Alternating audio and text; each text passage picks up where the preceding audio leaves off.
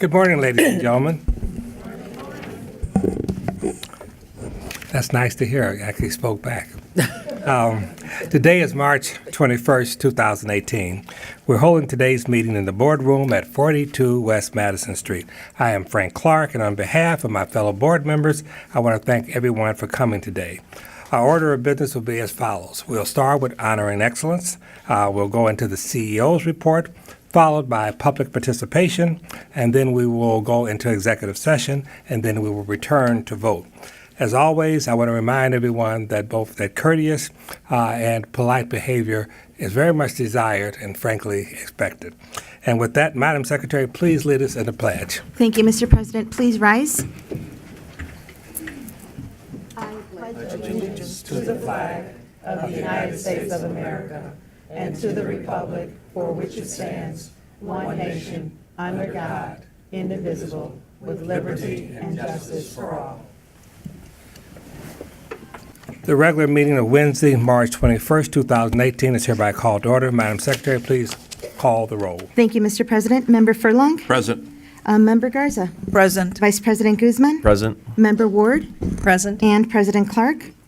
Present. 5 members present. We have a quorum, and I would also like to recognize Dr. Janice Jackson, our CEO, Joseph Moriarty, our General Counsel, Latanya McDade, our Chief Education Officer, Ms. Elizabeth Kirby, the Chief of School Strategy and Planning, William Quire, our Honorary Student Board Member, and today we have Hugo Diaz, our shadow student from Solorio Academy. Thank you. Thank you very much. We're glad to have you with us today. Hugo, you want to introduce yourself? Thank William, you, you're going to President. take care of that? Okay. Yeah. Thank you, President Clark. Today we are joined by Hugo Diaz. He is a senior from Solorio Academy High School. And Hugo, would you like to say a few words? I would like to thank President Clark and members of the board for this opportunity. I am Vice President of Solorio Policy Debate Team and Vice President of Service for National Honor Society. I am also a member of Student Council, Chicago Scholar, Chicago Public School Student Advisory Council, and Model United Nations. I am honored to be a part of this board meeting. Thank you.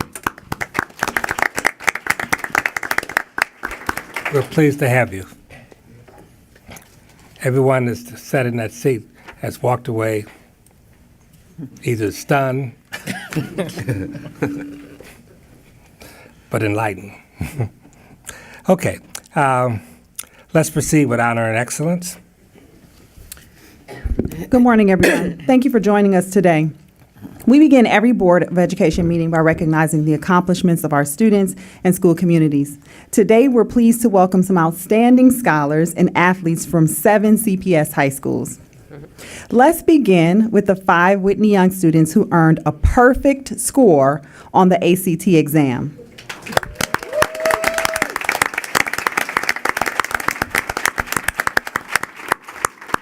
They are Jack Fetch, Sophie Young, Charlie Nevins, Jake Jarenrack, and Dorothy Tarasol.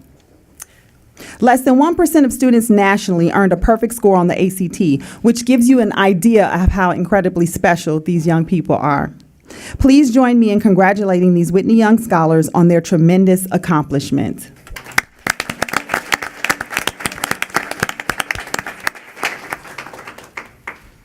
So I just want to thank Dr. Jackson and the rest of the board. I can't emphasize how proud we feel to be a part of a district that recognizes the accomplishment of its students to the degree that this one does.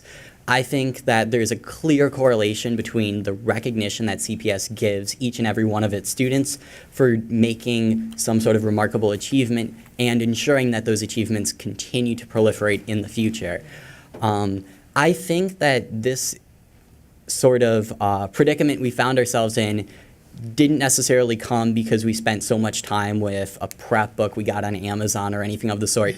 It came because we were fortunate enough to be placed in an opportunity where we have an incredibly supportive administration at Whitney Young, led by Dr. Joyce Kenner. All of the teachers at Whitney Young over the past several years, we've all been here or there for 5 years now, have been invaluable. And I really think that the impression that the board has given Whitney Young is that we will do everything we can to ensure that your students have the resources to succeed. And I can't thank the board enough for everything it's done and for having us today. Thank you. Thank you.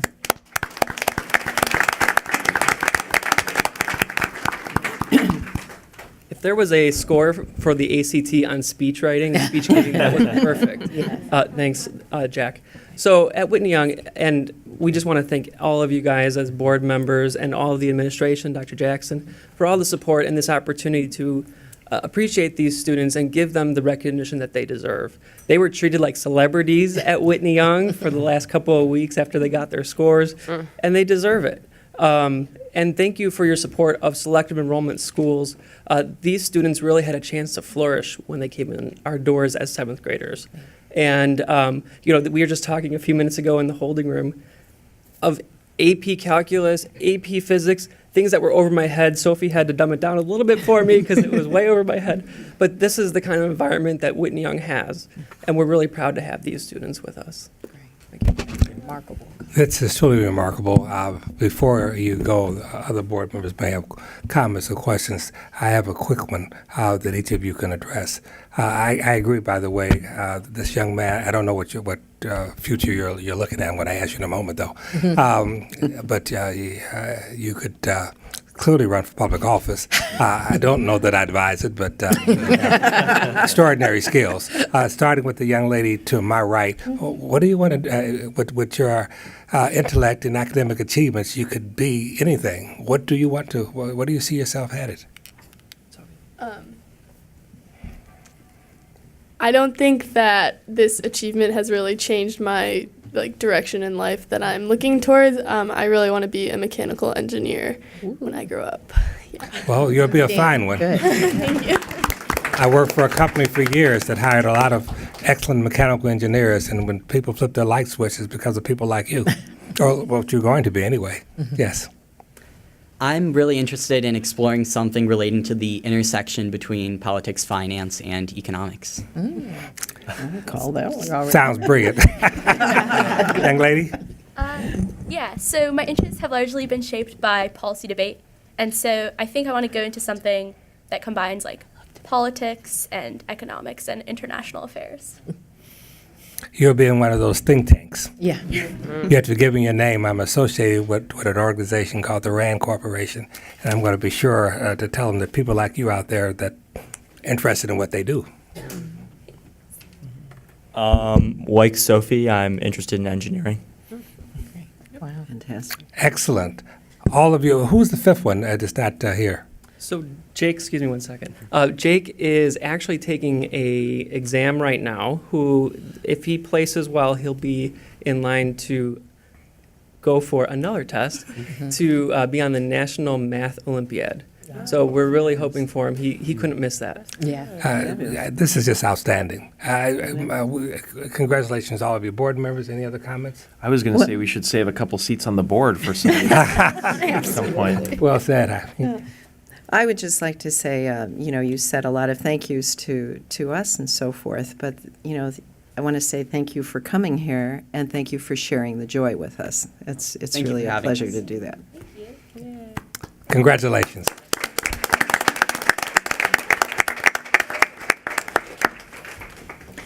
Continuing on this theme, we'd like to recognize a group of students who earned perfect scores on their advanced placement exams in 2018. We'll begin with Nadia Segura, a student at Pritzker College Prep, who was one of just 46 students worldwide to earn a perfect score on the AP Spanish Language and Culture exam. Congratulations, Nadia.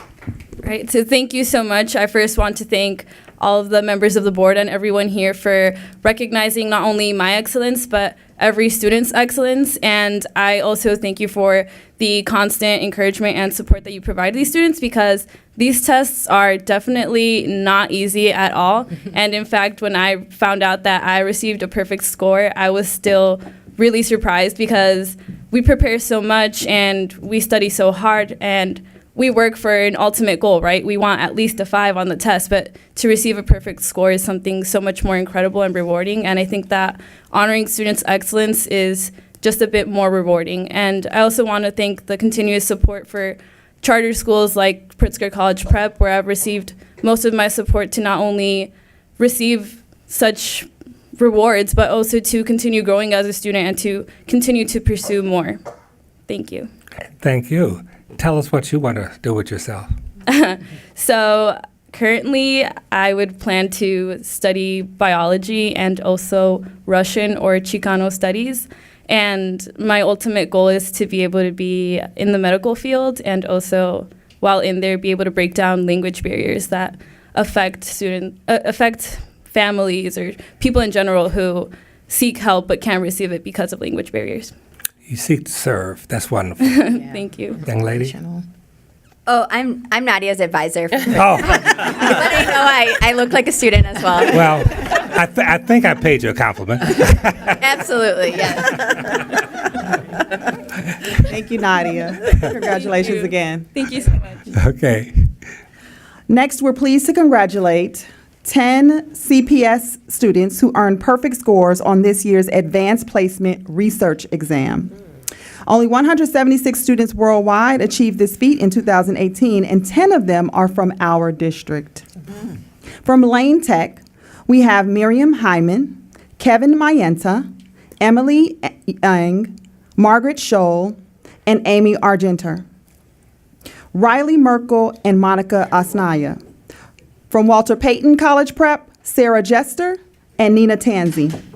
And Kylie Marin from Jones College Prep High School. Actually, Kylie Marin has graduated, but we want to still acknowledge Kylie from Jones College Prep High School.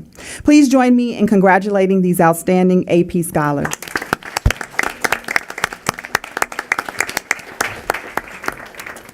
Good morning. Thank you so much for inviting us here today. I'm Lorna Malley, and this is Gerardo Gonzalez, and we're representing the students at Lane Tech.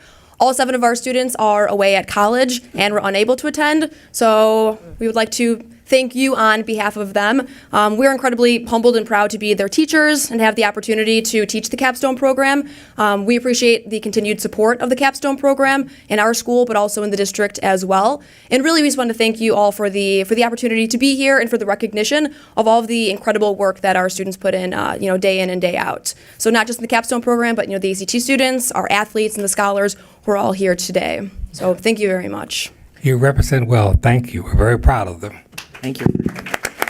President Clark, can I say one thing about the Capstone program? I just want to congratulate you for being a leader. I know Lane Tech is a leader in the Capstone program and would love for you to work in collaboration with our Office of Teaching and Learning to get more of our high schools to not only sign up for advanced placement courses, but to think about the Capstone as kind of like the capstone and have our students working towards it, because the numbers that you have achieved are just remarkable, and it didn't happen overnight. It happened because of the intentional planning that you and your colleagues did at Lane Tech. So I just want to say congratulations and also invite you to work with us so that more students in the district can benefit from this excellent program. Board President Clark, board members, Dr. Jackson. I'm Tim Devine, proud principal of Walter Payton College Prep, with Nina Tanzi, one of our wonderful seniors, and Sarah Jester, one of our other seniors who couldn't be here. She's traveling abroad right now. They also earned perfect scores on the AP research project. I want to thank the board and the leadership of the board for allowing a unique learning experience like AP Capstone to flourish in our district. So many of us went through very traditional high school experiences, took some English, took some math, took some social studies. AP Capstone is radically different. It is not a content area course. It is a skills course where students over 2 years learn quantitative and qualitative research skills. And then the students pick, through their own choice, a research topic and they do original research on this. Nina did some research, original research on epigenetics and genetics. Don't even begin to ask me what it's about. She's the expert. But we are able to step aside as educators and give our students some freedom to choose their own research and intellectual pathways. So I thank you for giving us at the school level the freedom to allow students to explore high-level academic topics that are meaningful to them. Outstanding. Are you going to speak? Yes. So thank you so much for this honor. We are very grateful that you've honored our school and the students for our scholastic awards, our academic awards, and our sports awards. Very grateful to the board. And very grateful that Payton and Lane and Whitney and all these other schools have received this honor. We're very proud of you. Yes. Yes. Dr. Jackson always tells me not to focus on any one school, but I can't help. Is Walter Payton still the #1 school in the nation? We're very proud that many Chicago public schools have very high rankings nationally, which says something not only about the quality of high schools, but we high schoolers get wonderful students from our elementary schools. So the applause goes to the entire system for producing such exceptional students. Nicely said. But the answer is yes, right? No, just Thank you very much. Board members, any other follow-up questions? Outstanding. Thank you so Thank you, much. Principal Devine. Moving to excellence on the court. It is my pleasure to welcome the first of 2 state championship basketball teams who are in attendance today. Marshall High School's Lady Commandos came from behind to win this year's state championship.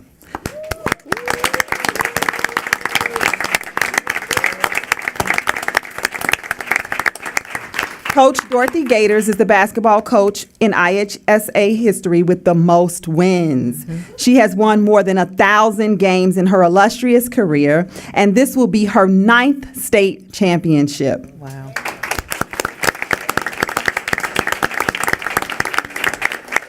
Marshall began preparing for this victory on the first day of school and practiced nonstop during the season. These young women worked hard and they have a state title to show for it. Senior Mimi Rainey said in an interview earlier this month, nonstop, Sunday, Monday, Coach Gators didn't care. We were here practicing and we got what we deserved for all the practice we put in. It was hard, we came a long way, but we did it. Please join me in welcoming the Class 2A State Championship girls basketball team from Marshall High School.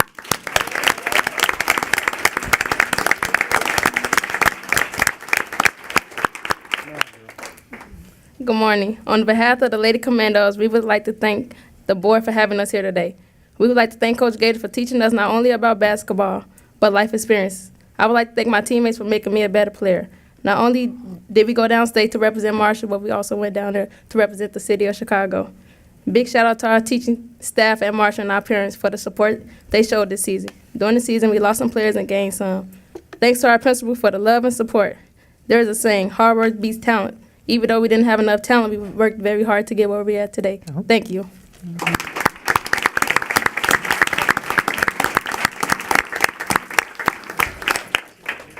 Are we going to hear from the coach? I don't know, she's here. Yeah. Dorothy Gators is not here. I am one of the assistant coaches, Kimya Murray. Well, Principal Poole, would you like to say something? Yes. So I've been principal here for 5 weeks, so I can't take a lot of credit for this. But, Coach Gators and her team, I had an opportunity to watch a few games and go down to the state championship to witness them. It's just remarkable the dedication and commitment that they put and to see it come to fruition. I'm extremely proud of them. Their hard work has paid off, and I look forward to them to continue that as far as sportsmanship and academics. And so we're just extremely happy and excited for the invitation, and thank you for having us. Thank you all. Board members, any comments? Sure. Ladies, congratulations on your team play and your team leading. I had the privilege of working with Coach Gators when setting up Walter Payton College Prep. She came and helped us.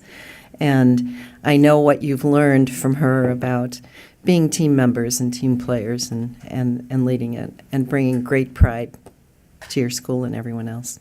Congratulations. Thank you. One observation, there were several references to hard work, a model that I always emphasize, particularly when I'm talking to young people. Hard work is the name of the game. I always tell people, if you don't succeed, work harder, and that's what it's all about. But I will tell you honestly, hard work, even working harder, doesn't always guarantee that you will win, that you will be number one. The fact that you actually got to be number one just says how extraordinary you are as individuals and as a team. But sometimes you work very hard and you come in number 2 or 3 or 4. And that's okay too, as long as you worked really hard. Congratulations to you. Your model is outstanding. I love seeing young people who are doing something with their lives. What you learn in athletics are life lessons. Yeah. And you have outstanding coaching. Congratulations. Thank you.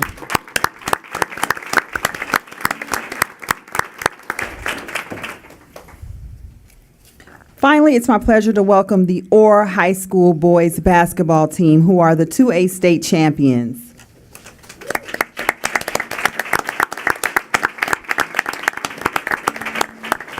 This is Orr's second championship in a row, but even more impressive than their back-to-back championship was the way these young men carried themselves during the tournament. They were poised and singularly focused on the task at hand. I congratulate these fine young men on their championship and thank them for representing CPS well. Please welcome the Spartans from Orr High School, our back-to-back state champions.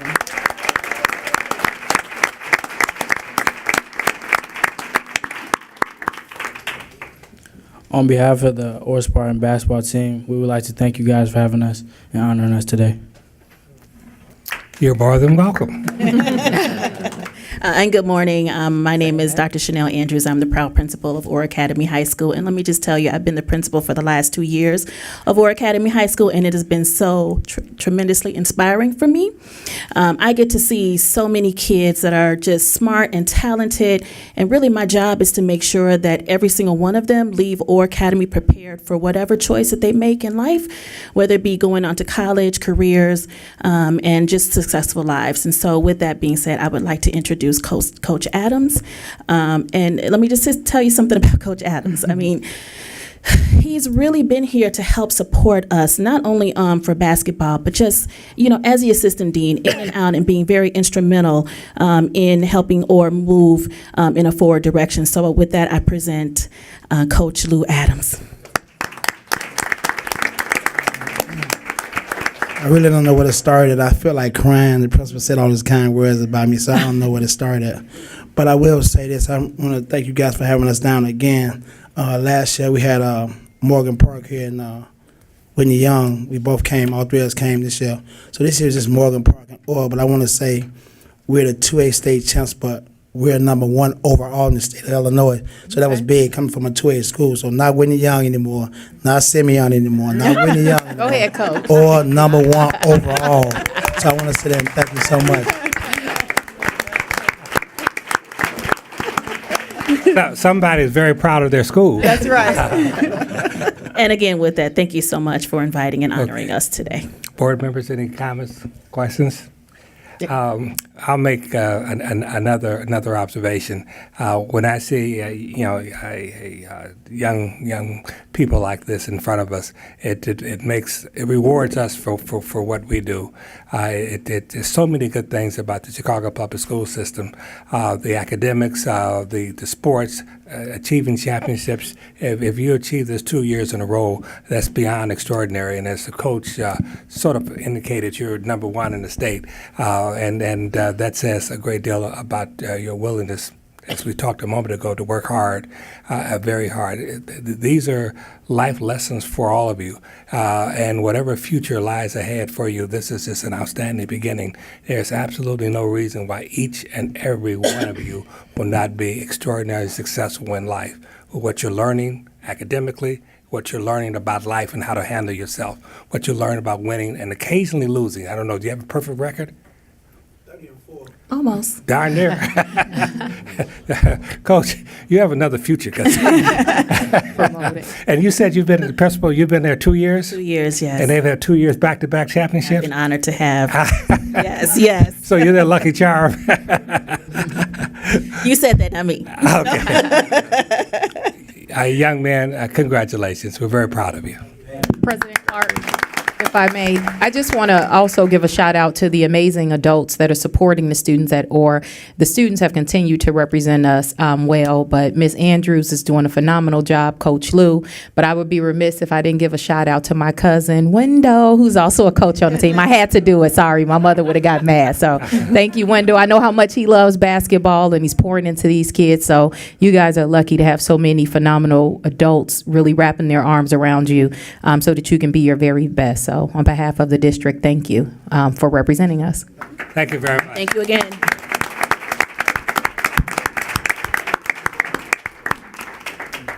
Thank you to all of our academic and athletic all-stars for joining us today and allowing us to celebrate your success. I would also like to congratulate Morgan Park High School for winning the 3A Boys Basketball Championship. Morgan Park won the state championship this past weekend, and we look forward to honoring them at next month's board meeting. This past weekend, 300 of our future scientists, engineers, and mathematicians came together to show off their skills at the 68th Annual Exhibition of Student STEM Research. STEM careers are the fastest growing fields in our economy, and we are committed to expanding access to STEM curriculum and providing students with opportunities to explore these fields. At the exhibition, students presented on topics ranging from astronomy to zoology, and showcase the critical connections between science, technology, engineering, and mathematics. A solid foundation in STEM will serve our students well in whatever path they choose, and I want to congratulate all of our students who participated this weekend. To further expand access to STEM in our schools, the board will vote today to transform Brown, Claremont, and Youngman elementary schools into STEM magnet schools. Thanks to funding earned through a rigorous federal grant process, these schools will now offer innovative STEM programming that prepares students for success in a 21st century global society. This change will turn good schools into great schools, expand access to high-quality academic programming, and further promote diverse school communities by welcoming students from all parts of our city. These are the kinds of programs that are improving student outcomes, and I'm proud that we're creating more of these options for our families. Last but certainly not least, spring break begins Monday. And students, parents, families, and educators all deserve some downtime. I hope everyone has a restful break and comes back fully charged to close out the school year. However, there's also many opportunities to learn and give back to the community during the spring break. I encourage students and their families to visit us at our website, cps.edu/service learning, to find ways to stay active and engaged. We also made a map of sites that will be providing free meals for students over the break. You can find the map at bit.ly/CPS Spring Break Meals. That's bit.ly/CPS Spring Break Meals. All lowercase. Please share that resource with your community. Thank you, and that concludes the Chief Education Officer's report. I would like to turn it over to Dr. Jackson for the CEO report. Thank you, Cito McDade. I just have 3 quick updates. First, earlier this month, our principals received communication that we know brings a sense of hope and optimism to them as they close out the school year. We informed them that they will receive their school budgets in early April, which gives them plenty of time to plan for a successful school year for 2018 and 19. As you know, this is a departure from recent years where our financial uncertainty made it difficult for us to do this level of planning, but I'm very pleased to say that principals will be able to plan ahead. Now that our financial position is more stable, we are committed to giving principals more time and predictability and more support during the budget process. Funding for the 2018-19 school year will be based on this year's 20th day enrollment, which means that no schools will experience budget cuts in the fall, even if enrollment declines.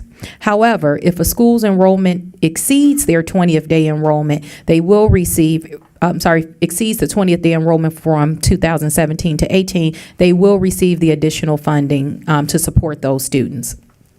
We also made other changes to next year's budget and how we allocate dollars for students with special needs. This change was a result of conversations with parents and advocates and principals, and this will give them a greater sense of transparency into the resources that are specifically designated for special education. It also provides principals with greater clarity on the number of positions required to meet the needs of all students. Finally, these school budgets will include targeted supports for our smaller schools, and we will provide additional resources and staff positions that have been shown to drive student growth.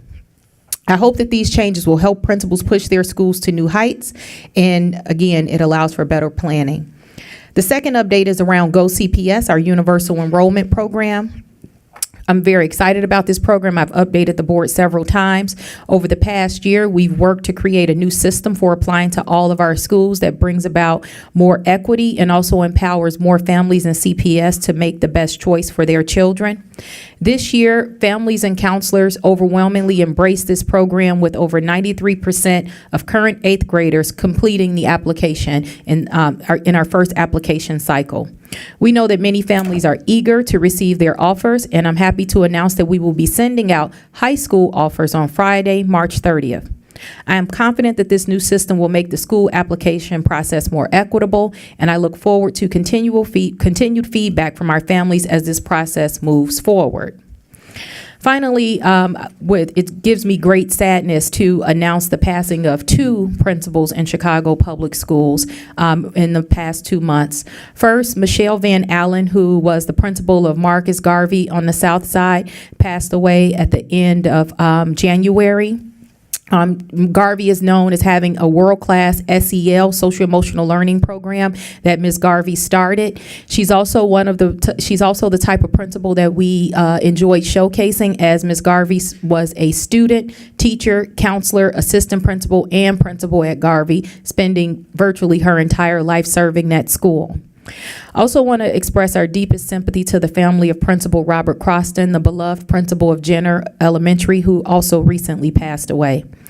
Principal Croston served the children of CPS for more than a decade, first as a teacher, then as a member of central office, and finally as a principal. He served our students with passion and fidelity, and his passing is a great loss for the entire CPS community. Today, the board will accept a formal resolution honoring Principal Croston's service to the district, and I ask that everyone please keep the families of Principal Croston and Van Allen in your thoughts. This concludes the CEO's report for today. Thank you. Thank you. Board members, any follow-up questions? Okay, then we'll go right into our announcements. The application for the 2018-19 honorary student board member is still open. We encourage juniors and seniors, that's currently the 10th and the 11th grade, to apply. The deadline is April 6th, and more information is posted on our website. That website is cpsboe.org. As always, I encourage people to use that website, particularly for questions to the board or meetings with members of the board. And with that, Madam Secretary, please share the details for the next board meeting. Thank you, Mr. President. The next board meeting will be held on Wednesday, April 25th, 2018, at the CPS Loop office. Advanced registration will open up at 10:30 a.m. on Monday, April 23rd, 2018, and will close on Tuesday, April 24th, 2018, at 5 p.m., or until all slots are filled, whichever is first. If anyone has any questions about this process, please contact the board office for our assistance. Thank you. Okay, we will proceed now with today's public participation section. Madam Secretary, please share the rules for public participation. Thank you, Mr. President. Speakers, please listen while I provide directions for public participation. I will call your name and number when it is your turn to speak. When you hear your name, please immediately proceed to the staging area to the left of the podium and check in with our board office staff member, Eric. He will assist you and line you up in the right order. When it is your turn to speak, proceed to the podium and state your name. After you state your name, I will then start the 2-minute clock, which is visible to all in the audience, and I would also like to note that there is a timer on top of the podium for the speakers to see. When there are 30 seconds remaining, the color will turn yellow, and when the 2 minutes are up, the light will turn to red. Please immediately take your seat when your time is up to allow for the next speaker to begin. Also, for anyone who plans to stand in support of a speaker, please be aware that the only walkway in the boardroom is behind the podium. Therefore, if you would kindly make a single file line and stand as near as the railing as possible, this will still allow people to pass through the area safely. Thank you. Thank you, Mr. President. So we'll proceed with one elected official who has joined us, and then we have a member from CTU that will address the board, Mr. President, before we start with the speakers list. So I will call Alderman Gilbert Villegas, please, from the 36th Ward. See him. He has not arrived, but he's checked in, so we'll call him upon When he his... gets in. Yes, sir. So the next speaker, Mr. President, will be Jackson Potter, please, from the CTU.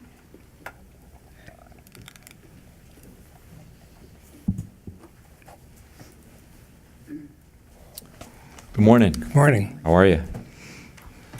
So I have the inconvenient role of providing a little bit of balance and sobriety to the portrait of the district today.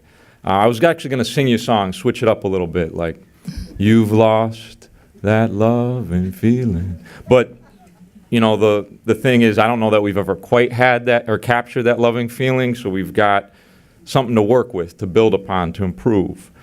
And plus, I didn't want to subject the gallery to that. I think that would have been painful. The one thing I want to mention about school closings is that, you know, we continue to have this issue of racially disparate impact where predominantly Latino and black schools are targeted. You know, you could have celebrated, for example, NTA this morning for their academic accomplishments. I didn't see black students appreciated for those accomplishments. I think the optics of that are bad and they reflect bad policy. So that needs to be addressed. We're going to bring to Labor Relations Friday when we meet that we think the spirit of the school code has been violated when it comes to the process you engaged in to close those schools, those 4 schools, NTA and Englewood. That, you know, you should have done more hearings once you changed what the proposal was. So we'll have, you know, some suggestions on how to recoup the spirit of those rules. We're also going to ask to resolve our grievance on the school closing issue. So hopefully that gets shared with you all and you can weigh in.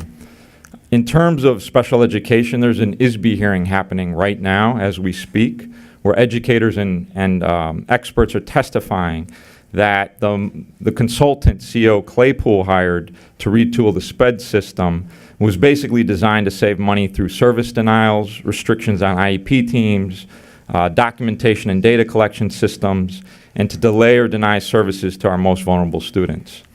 I would hope that this board can empower our IEP teams, the experts who really look at the granular details of what students need and deserve, and empower them to make the final decisions without the interference of district reps, principals, and these inordinate forms of paperwork. We also have staffing issues in this district, so I think holding schools harmless with the budget is a good step, but it doesn't even get to the tip of the iceberg. You look at since 2011, what we've experienced in the classrooms is that we've had erosion of art and music positions. We have barely 100 nurses serving 500 schools, 300 social workers serving over 500 schools.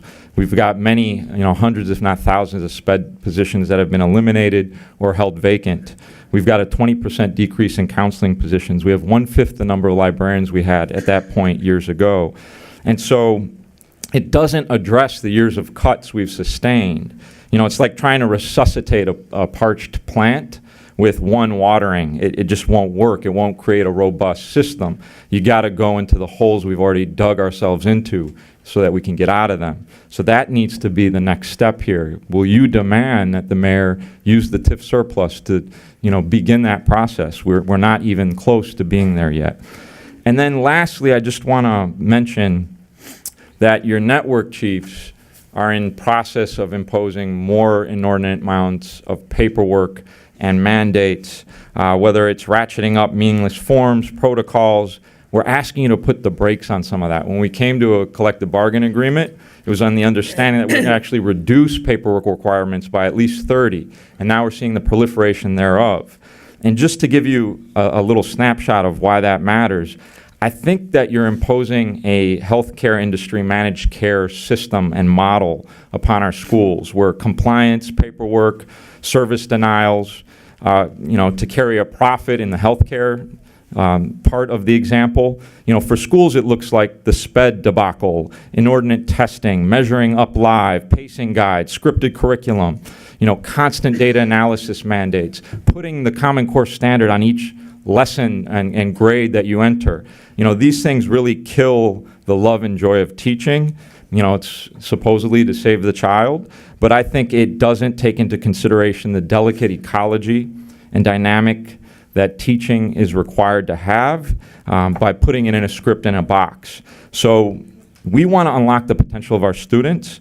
Just like managed care doesn't increase the healthcare outcomes of people who need that service, actually this form of rationing our members' ability to be professional and make decisions, this compliance-oriented checklists from network chiefs disguises staffing cuts and the needs of our students by creating these paperwork logjam requirements that interfere with creativity, focus, specific student needs that we're required to engage.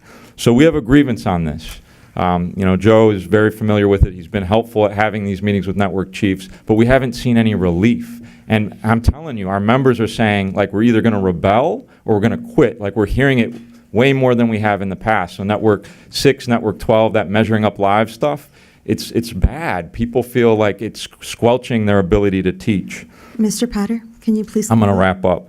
So I get the emphasis on accomplishments of the district that you started with today, but you run the danger of creating a narrative that reflects a Potemkin school village, right? Because your characterization increasingly diverges with the realities on the ground that educators are experiencing, creates cognitive dissonance in our own membership.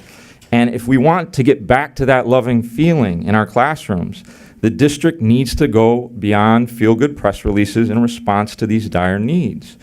The SPED and staffing crisis, the school closing and the racially disparate impacts that it creates, and rein in the network mandates that are negatively impacting our morale and efficacy. Thank you.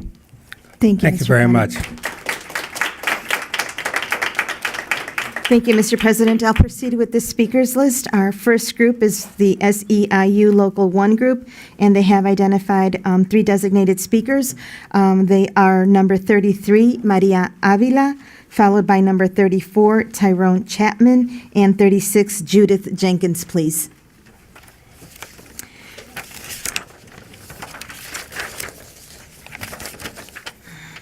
Mi nombre es María Ávila y yo trabajo en las escuelas públicas como trabajadora y tengo 3 años trabajando. Yo soy flotante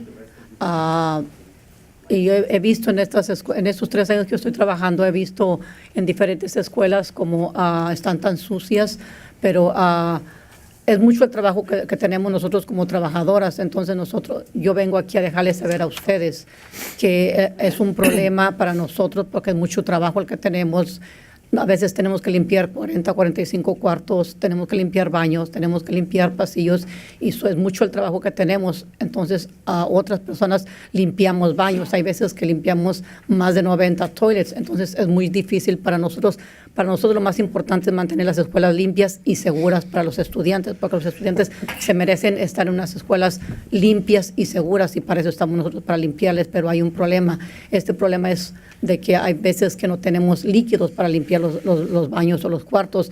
Entonces, este mensaje yo se los quiero dejar saber a ustedes porque ustedes son los que pueden resolver este problema ahora que vamos a estar haciendo el nuevo contrato para nosotros los trabajadores. So I'm going to translate for her. Her name is Maria Avila. She's been working in CPS schools for 3 years as a floater, so she doesn't have a permanent school. So she has been at different schools, seeing the difference of how the schools are dirty due to the requirements that they have. They have to clean about 40 classrooms, hallways, bathrooms. She mentioned that some of them have like 90 toilets that they have to clean in the schools. So it's very hard for them when they don't have the right equipment or the supplies or the time for them to accomplish their job. Obviously, the importance for them is to have safe and clean schools for all the students, which is why they're there to service the kids. A mí me gustaría dejarles saber que ustedes, para ahora que vamos a tener el nuevo contrato, que ustedes pudieran hablar y dejar saber que necesitamos más gente para poder hacer ese trabajo mejor para nuestros estudiantes. Gracias. So she's asking right now that we're negotiating our contract in order for us to have more people, more staff, more janitorial staff to clean the schools. And thank you. Before you go, Antes de que vaya. negotiating your, I think I know the answer, but I just want you to answer. Negotiating your contracts with whom? Usando tu contrato con quién? Ahorita estamos nosotros haciendo solamente las negociaciones con las personas de las negociaciones. With us, President. Okay, she's saying that they're doing the negotiations with the negotiating team.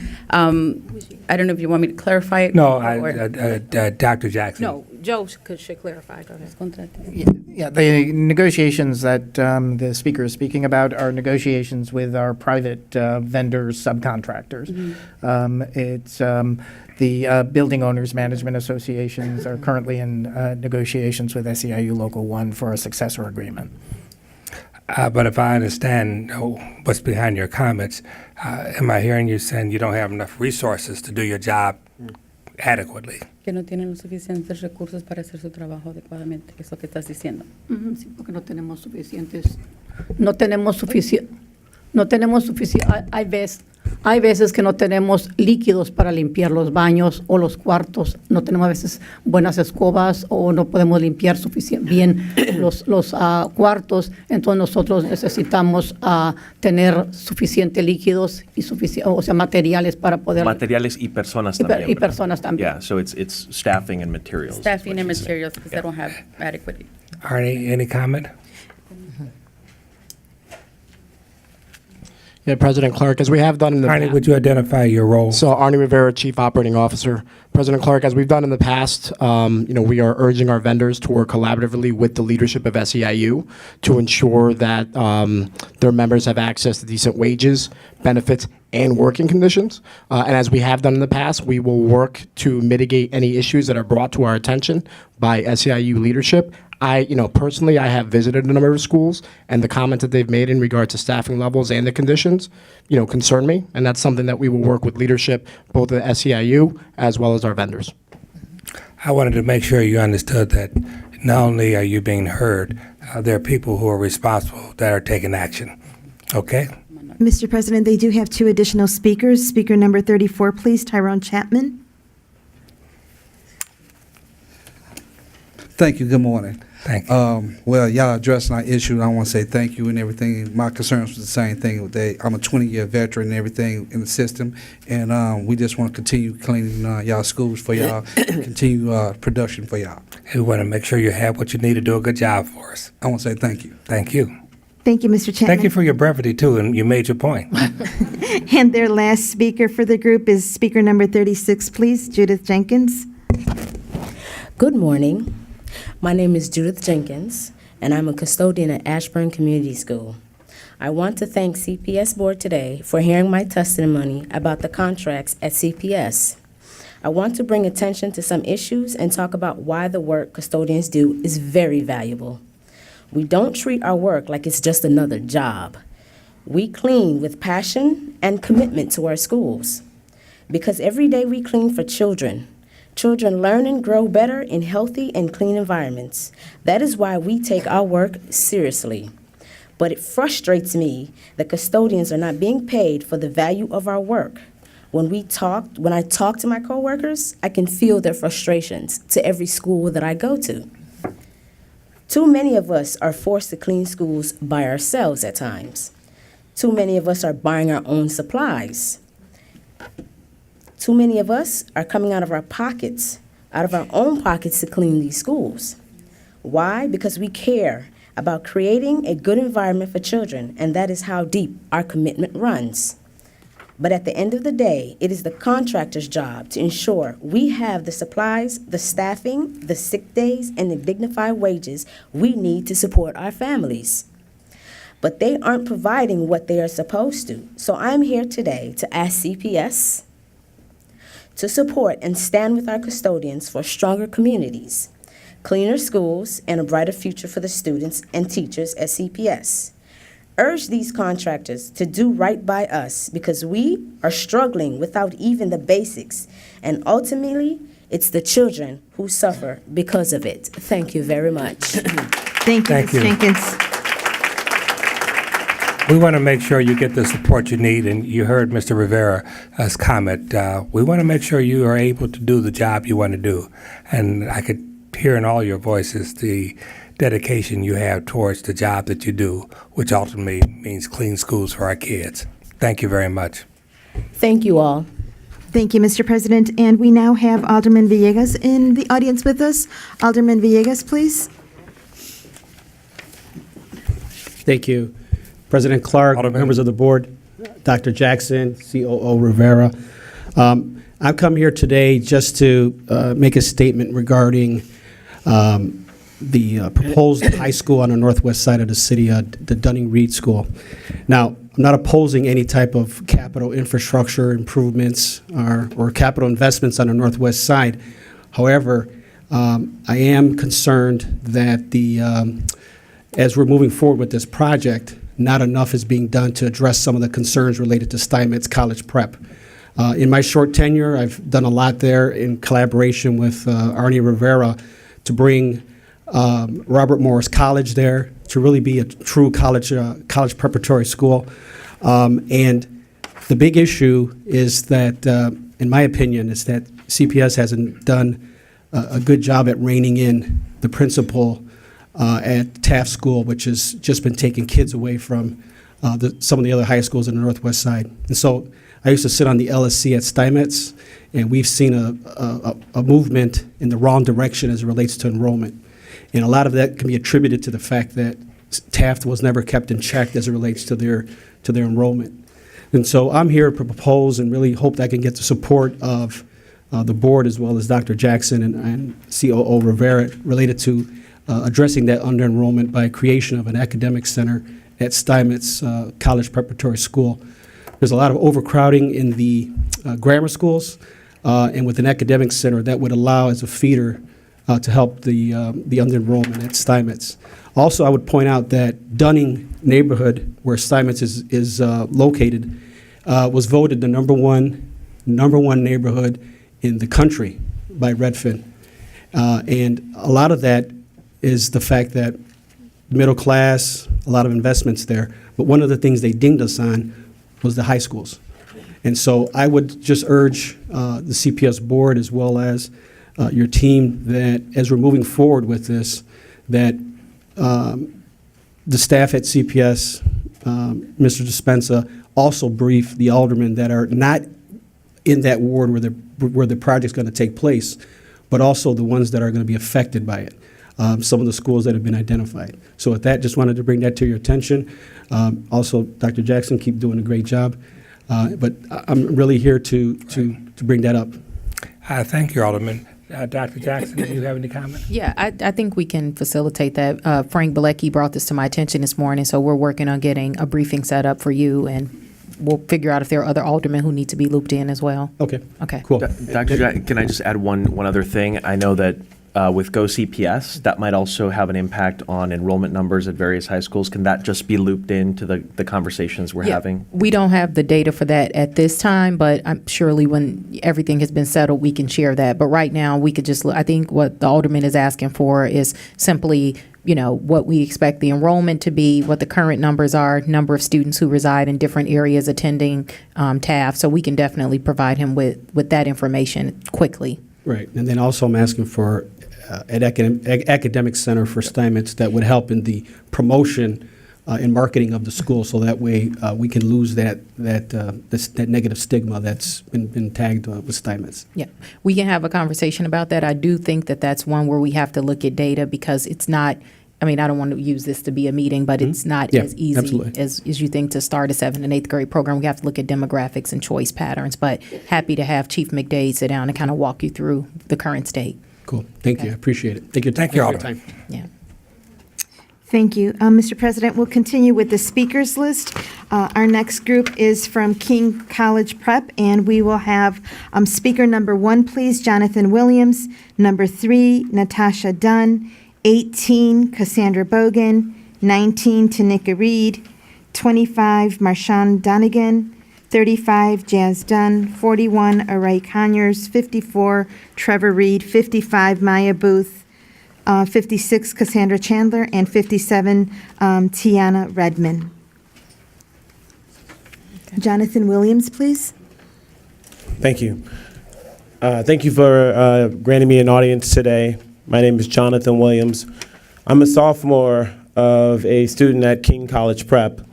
This is his first year at CPS, first year at King College. He moved in with me full-time this year, so we're pretty excited about our opportunity. We investigated multiple schools, considered some private schools. After meeting the leadership at King College Prep, we were very happy to enroll him there. Now that's not a small undertaking, as his mother is a principal in Indiana, and she had to be happy. And so to pull that off, we both met with Mr. Narain, Ms. Parker, understood their philosophy, and felt incredibly good about enrolling our student there. Over the course of this year, my student has flourished. He's done incredibly well. It is a level 1+ school. Students seem to achieve well. My son has taken to fall in love with the various teachers and the program that he has. Somehow he's become a poet and participated in Louder Than a Bomb as they made it to semifinals. So what concerns me is I have a fear that that's going to come to an end. I'm incredibly concerned by what I see as a lack of oversight of the local school council. Now, more than just a difference of opinion, what we found is the local school council has completely gone against multiple Illinois state guidelines. And in the letter I shared with you, I can highlight a few of them. Indiana state guidelines in the 4th year of the principal should receive an evaluation, the cumulative evaluation. That was due May 31st of 2017. Principal Narain did not get his evaluation until January 8th of this year. So 8 months, there was no feedback, evaluation, none of that was passed on to the principal. Prior to him getting his evaluation. Mr. Williams? Yes. Sorry, thank you. Can you please conclude your 2 minutes? Okay, already? yeah, I'll wrap this up.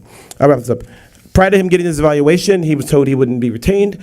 What we've also found, and many of my co-parents and people who are here with me today will be able to share these thoughts with you.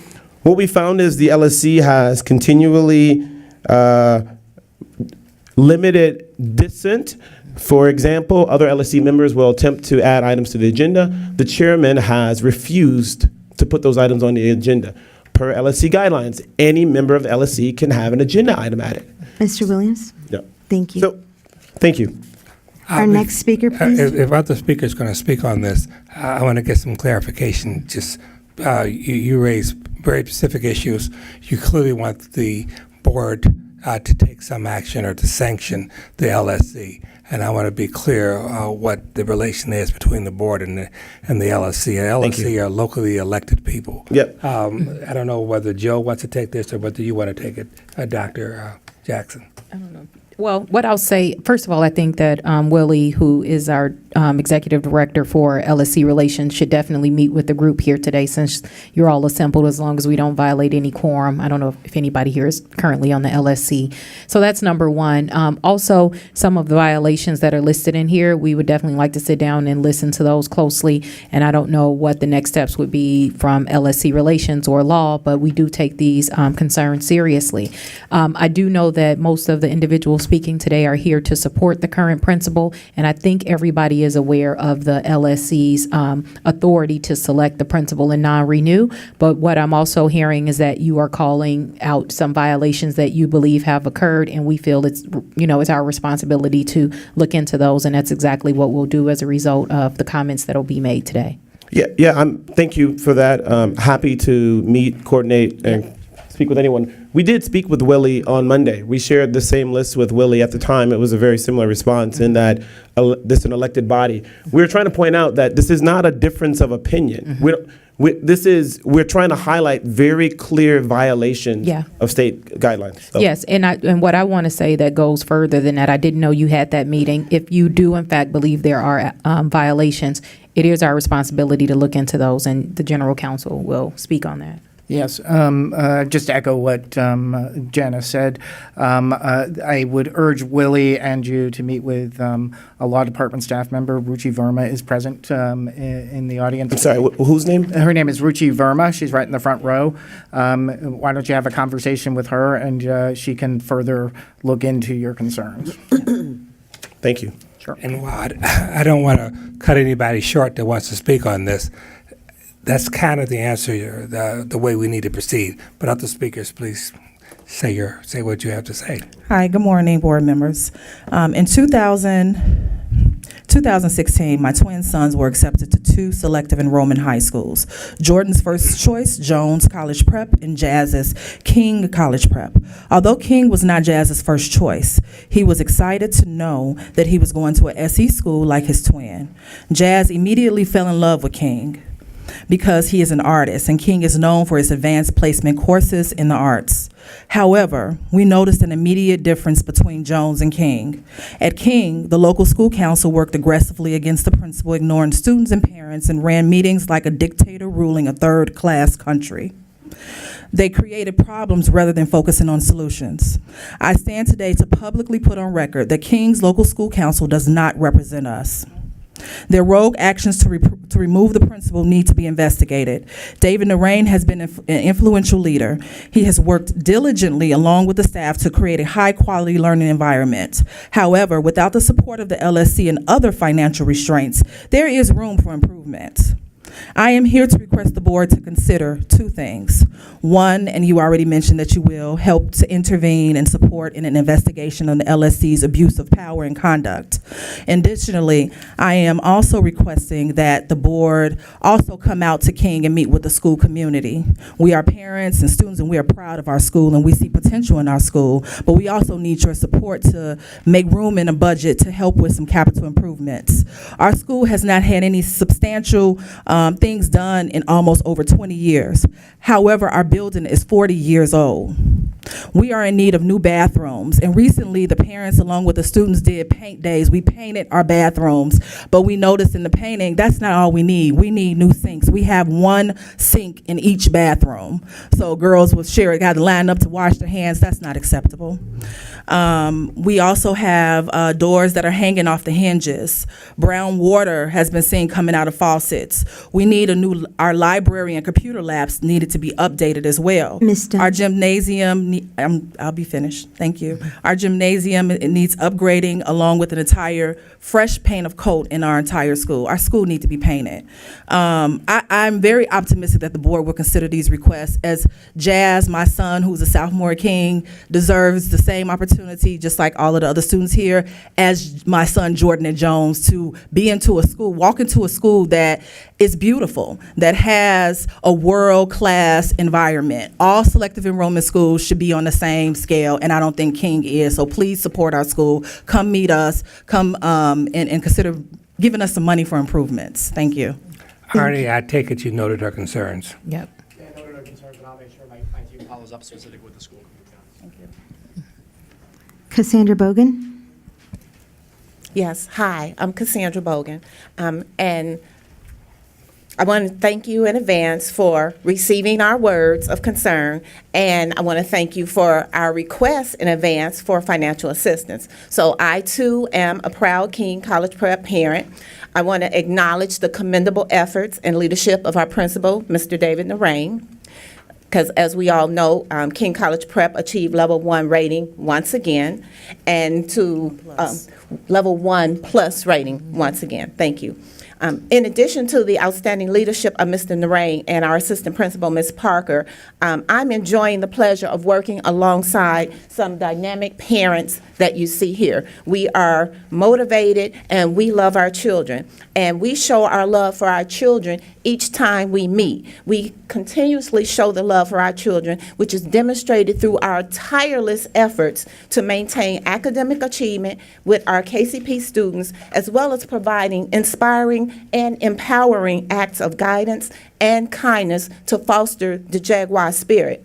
I met this growing group of parents at my first local school council meeting, and during that meeting, I witnessed some things that you've heard a little bit about, so we won't elaborate on that. But what I would like to point out is that the local school council student rep, she brought up the situation with our restrooms. She said the students would desire to have better restrooms. So we listened, and unfortunately, due to lack of funds, we all agreed that the only thing we could come up with was painting the washrooms.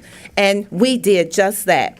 That student, she rallied up other students, she scheduled the time, the date, and during winter break, we walked in there and we provided 100% of the manpower to get those bathrooms painted. So with this, I just want to follow up and say that I did some research, and the Ms. Bogan, can you please conclude? Yes, ma'am.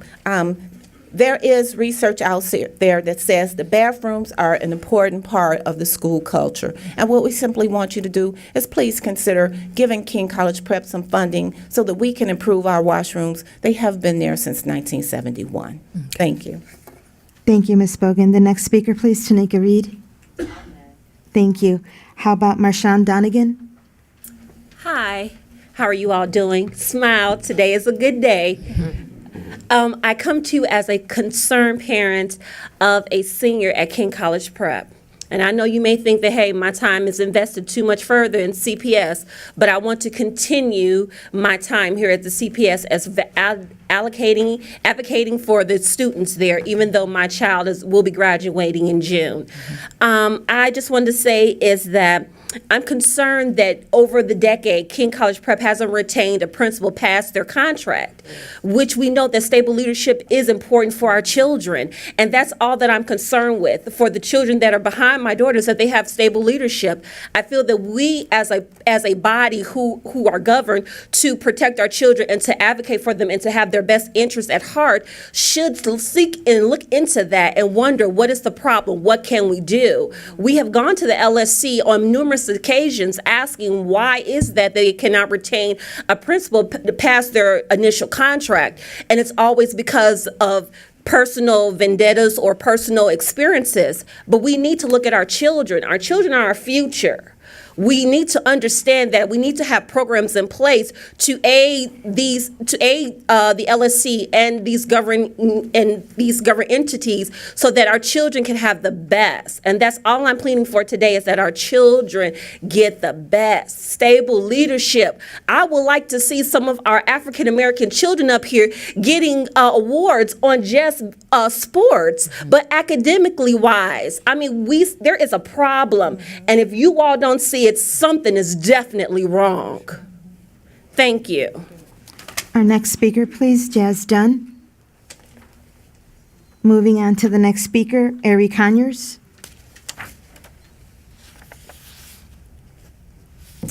Hi, I'm Ari, and I'm a freshman at King College Prep High School. I'm here today to ask you to intervene on the undeniable violations around the local school council voting to not renew Principal David Narain's contract. I have watched my mom and other KCP parents organize late-night meetings and sacrifice sleep to stand up for my school because the local school council made a bad decision. My school is a level 1+ school, and most of all, no other principal has in recent years been as effective as Mr. Narain and our wonderful assistant principal, Ms. Parker. I feel like when the LSC voted in secrecy not to renew my principal's contract, they voted for my school to begin to fail. Through this fight, we are finding out how some of the how someone at LSC hurt our school's climate and success in their mishandling of the school budget to damage the principal. We also need investments in our school programs to correct the damage done to our culture and climate. I'll close by saying I am here representing hundreds of students who want no one other than Principal Narain and Assistant Principal Parker to deliver our diplomas 2, 3, and 4 years from now. Thank you for your time. Thank you, Ms. Conyers. Our next speaker, please, Trevor Reed.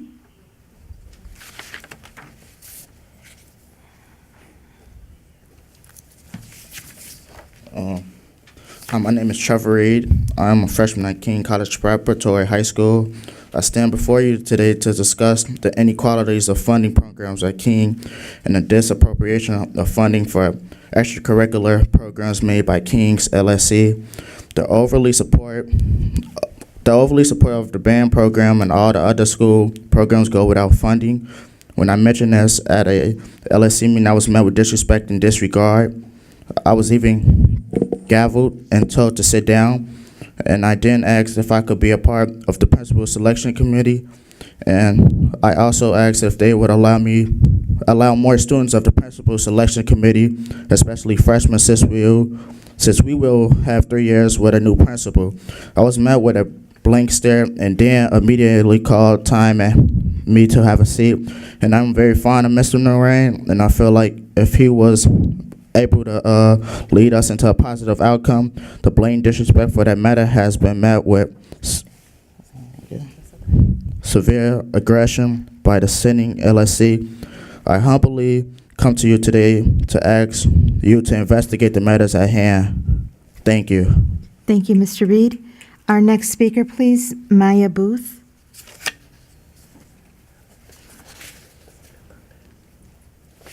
Hi, my name is Mia Booth. I'm a current freshman here at King College Prep. I wanted to speak here today to let you know about the current situation that's going on at our school that we all have actually elaborated on. My school, LSC, is now going through the principal selection process, as you do know. The contract was not renewed for Mr. Narain. This has a great effect on the student body. Students and parents have attempted to do as much as they could possibly do to convince the LSC to vote again on renewing Mr. Narain's contract. The LSC continues to not listen and hear what we have to say. There have been statistics brought to the LSC on how staff members and many students want to retain Mr. Narain as principal. This LSC does what they choose. Not all of the members, to be exact, but there are two main leaders. These two do and say anything. They even cause the student body to suffer when something is not going in their favor. They question majority of our budget needs. For example, one meeting they decided to not allow us to spend money on calculators for classroom use. That is outrageous. The math department asked for basic TI calculators, but thankfully my teacher went out and bought and purchased a box for his classroom so that those who are financially unstable have something to use in class. That's one of many actions that they have made. Then there is no leadership shown in LSC. This disappoints me. This LSC has caused such chaos in the school. They're leading the school into failure and they spread negativity online about KCP. As my mother and other parents are in support of retaining our principal, they have done more research on what happens when a new principal comes in. But I'll be finishing soon. Whether it's an interim or contract principal, I've learned much on that.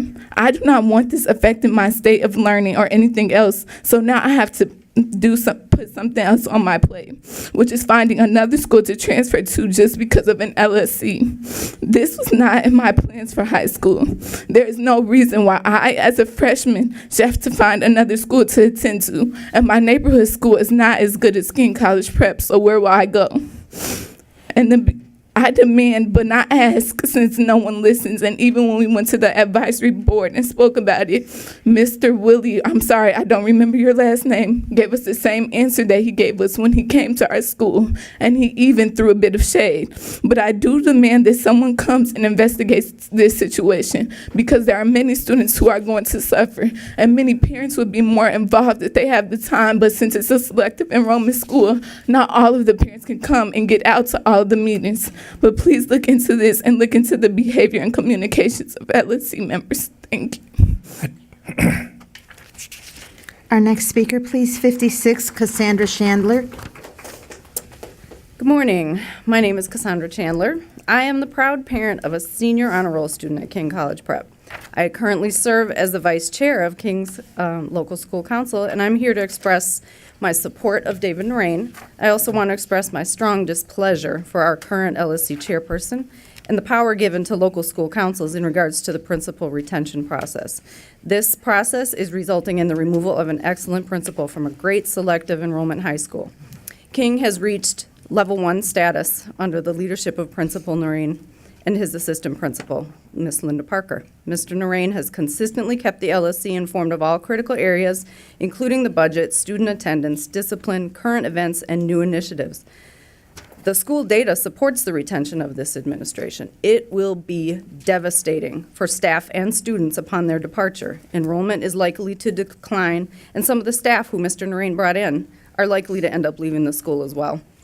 There's a great deal of support for Mr. Narain and Ms. Parker at King. A YouTube channel has been established that's dedicated to the efforts being made to reverse the LSC's decision. Students, parents, and staff have mobilized in support of this administration. They have flooded the LSC meetings, silently protested, and pleaded to the LSC to reconsider their vote, but their pleas have not been answered. Anonymous surveys have been taken by the students, staff, and parents since learning of the vote. The majority of those who took the survey are in favor of retaining Mr. Narain. How is it that a large number of people are in support of this administration, yet a small number of people are being allowed to disrupt this school? This is a disgrace. I am aware that Mr. Narain is pursuing the arbitration process to try to get the vote overturned. I'm also aware that this process is simply a formality, and I'm not hopeful that this is going to be successful. It is critical for reforms to be made citywide. We need to take the power away from the LSC to not renew a principal's contract. This process must be more inclusive of data and of the community. Did I understand that you say you're the vice chair? Yes, I am. So you sit on the LSC? Yes, I do. How many people do you have on your LSC? There are 13 of us, but How many are active? yeah, that's a good question, too. I mean, there's so many backhanded things, again, that we need you all to investigate. People have missed meetings consistently. There's, but they've not been removed because there's some allies. Well, they're elected. They're elected by your community. But I'm saying there are allies with, among groups within the LSC. It's a very backwards process. With being, I'm talking to you because you're on the LSC. Yes. Being as objective as you can, push aside any personal feelings as much as you can. Sure.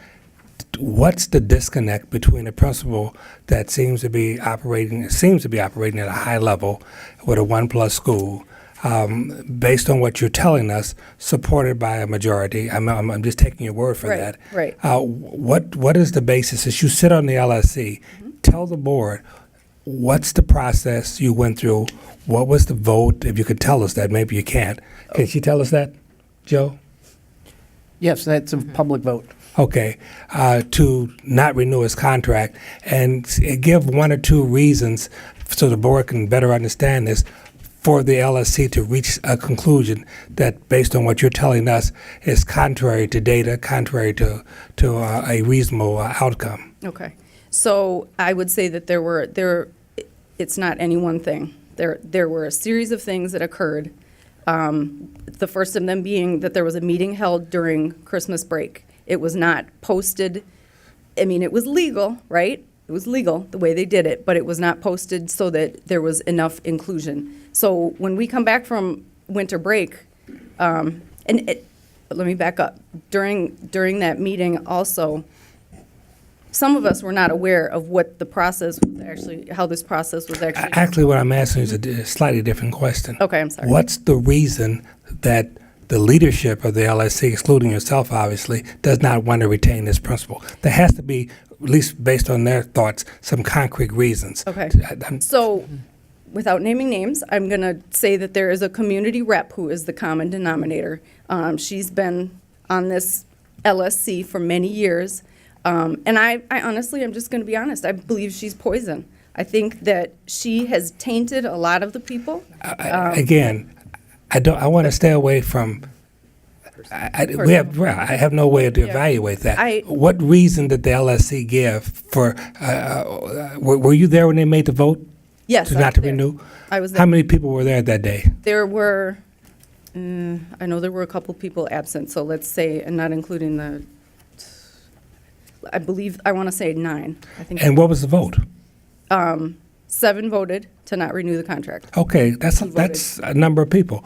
What was their basis? Because everything you're saying is contrary to that. We're still sort of waiting for those answers. Like I said, the community has come out to ask them. They use isolated incidents. They don't like the way that Mr. Narain spoke to them. they're not looking at true data. I can honestly say that they're not looking at the data. I don't know where they're pulling information from, but it's not accurate.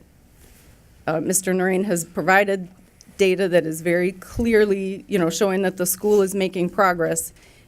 They're trying to pull things from somewhere that they can't show. It's really personal things. They feel like he's not being forthcoming in regards to discipline numbers, but he provides us that information at every meeting every month. What I hear is apparently a very substantial disconnect in the relationship between the principal and the LSC. And that's the basis for the LSC, at least a majority of them not wanting him. That's all I can draw from what you're saying.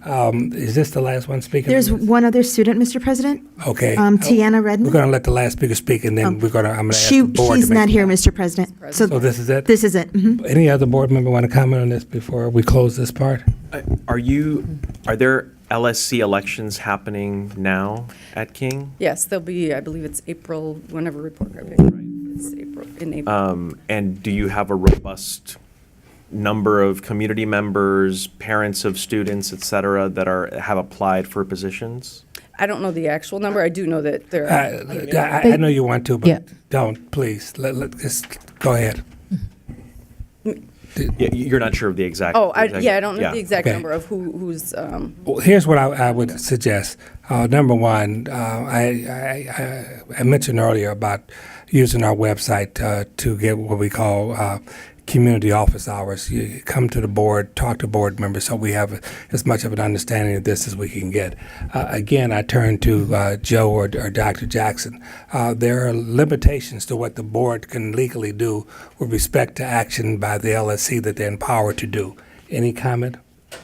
I think we've said it. I want to make sure that Ruchi and Willie, since they're here today and the parents are here, we can meet right now just to look through some of the concerns that were outlined. And just to be clear, President Clark, I think what they're asking for today is, Jaime, I'm sorry, although there's a new LSC cycle coming up, the new principal process is already underway. So they're asking that be put on hold, if I understand the ask correctly. Yeah. Right. So I think we can have a meeting separate from this, and our school law attorney is here as well as Willie, and we can find some space to finish this conversation. But I guess I was just underscoring the point of this is why LSC elections are really, really that is a important. good And I point. think, yes, okay.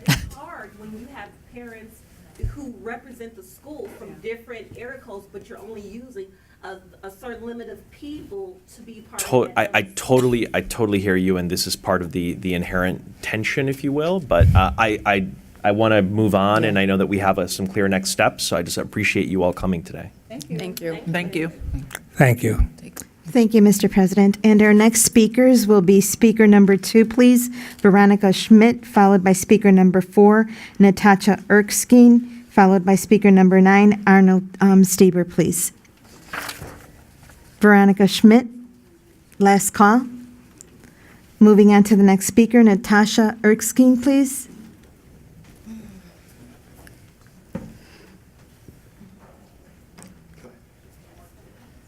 Please state your name. Good morning. My name is Natasha Erskine. I am the Deputy Coordinator for Veterans for Peace Chicago. Our main work is to stop the militarization of CPS schools. I'm a CPS graduate. I was born and raised in Englewood and attended Luke O'Toole Elementary, and then went on to attend Morgan Park and Corliss High School. I can tell you that as a part of the JROTC program, I was recruited out of high school, so it is a recruitment tool based on the Department of Army's own literature, right, that the JROTC program will be used as a recruitment tool. We don't feel that that's right. We know that approximately 10,000 students are enrolled in militarized training. I can stand here and tell you, I retired after 20 years, that is not a good place for students to just arbitrarily go into. I can tell you that what we currently have is perhaps maybe an economic type draft, right?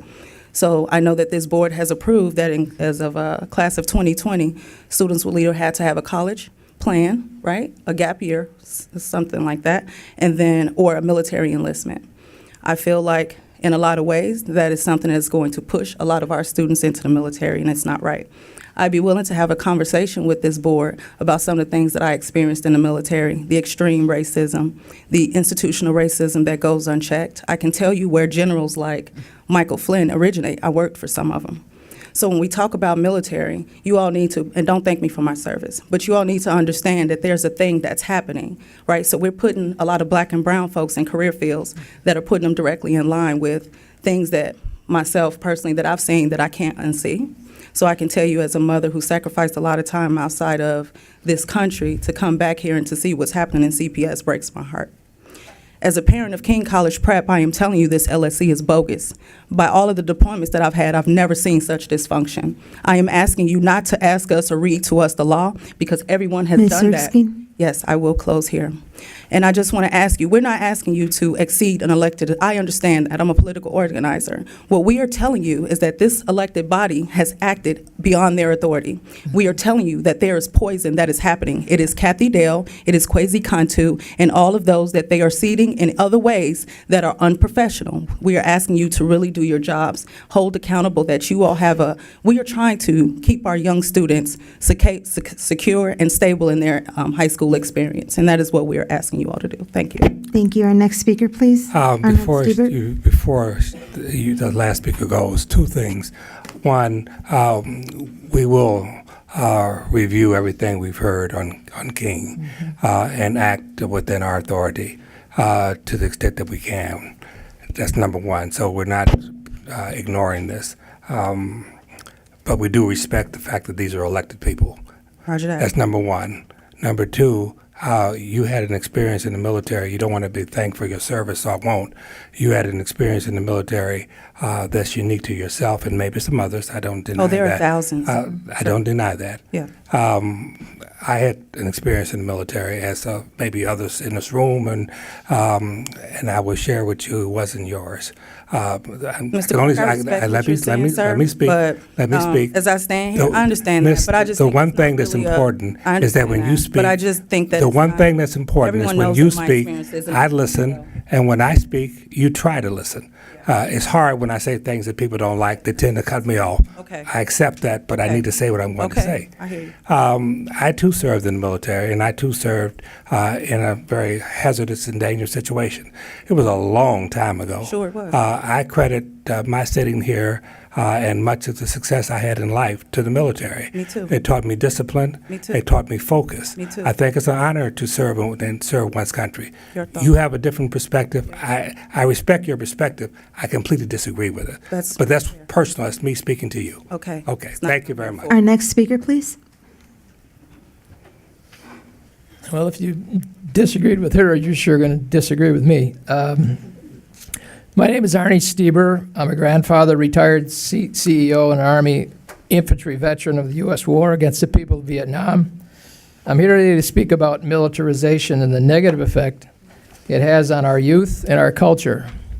For example, the Florida school shooter was a junior ROTC student, learned his skill in junior ROTC, just so you know.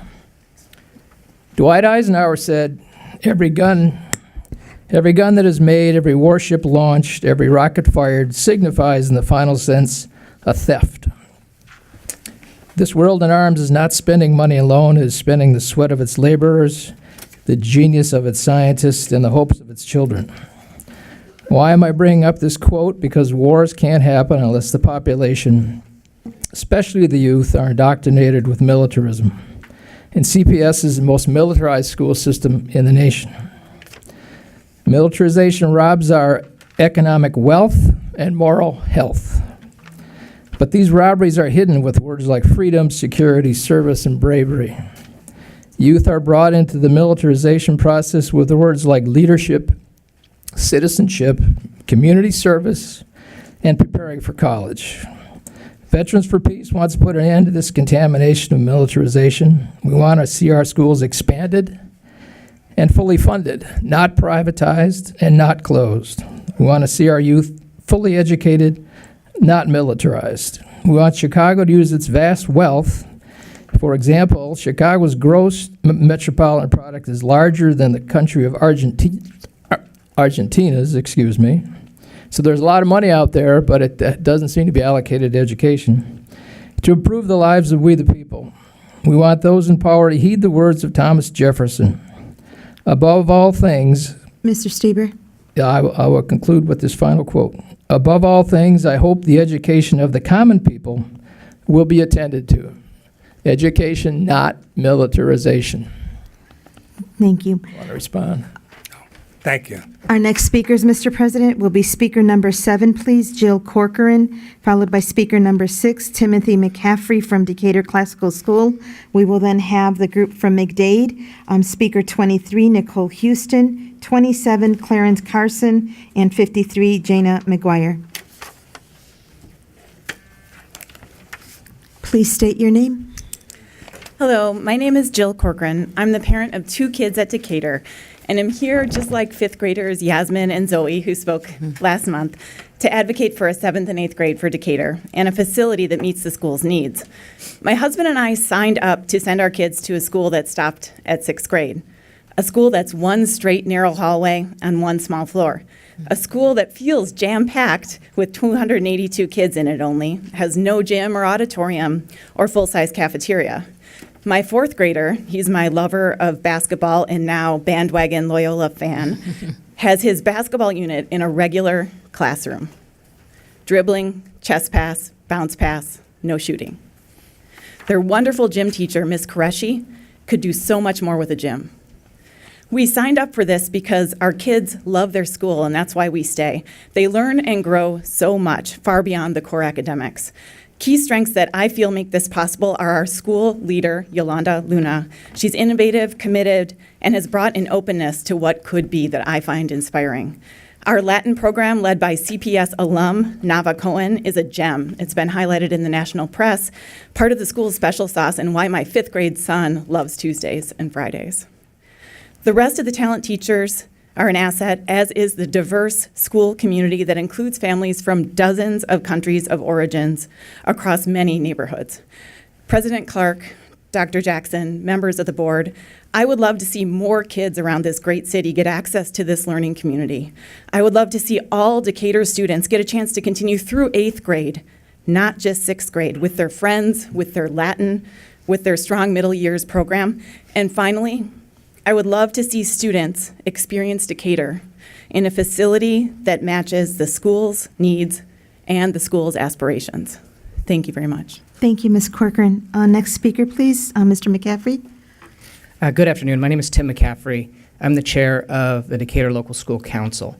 First off, I just want to say, as we're talking about students today, I want to throw our own students in the mix. Our 4th and 5th grade team won the Illinois State Chess Championship not too long ago, and our team of 2nd and 3rd graders took 5th. So we want to congratulate them. Outstanding. Yeah. The other thing I want to do is, I want to say, we've been coming for years talking to this board about our needs, different parents, different students.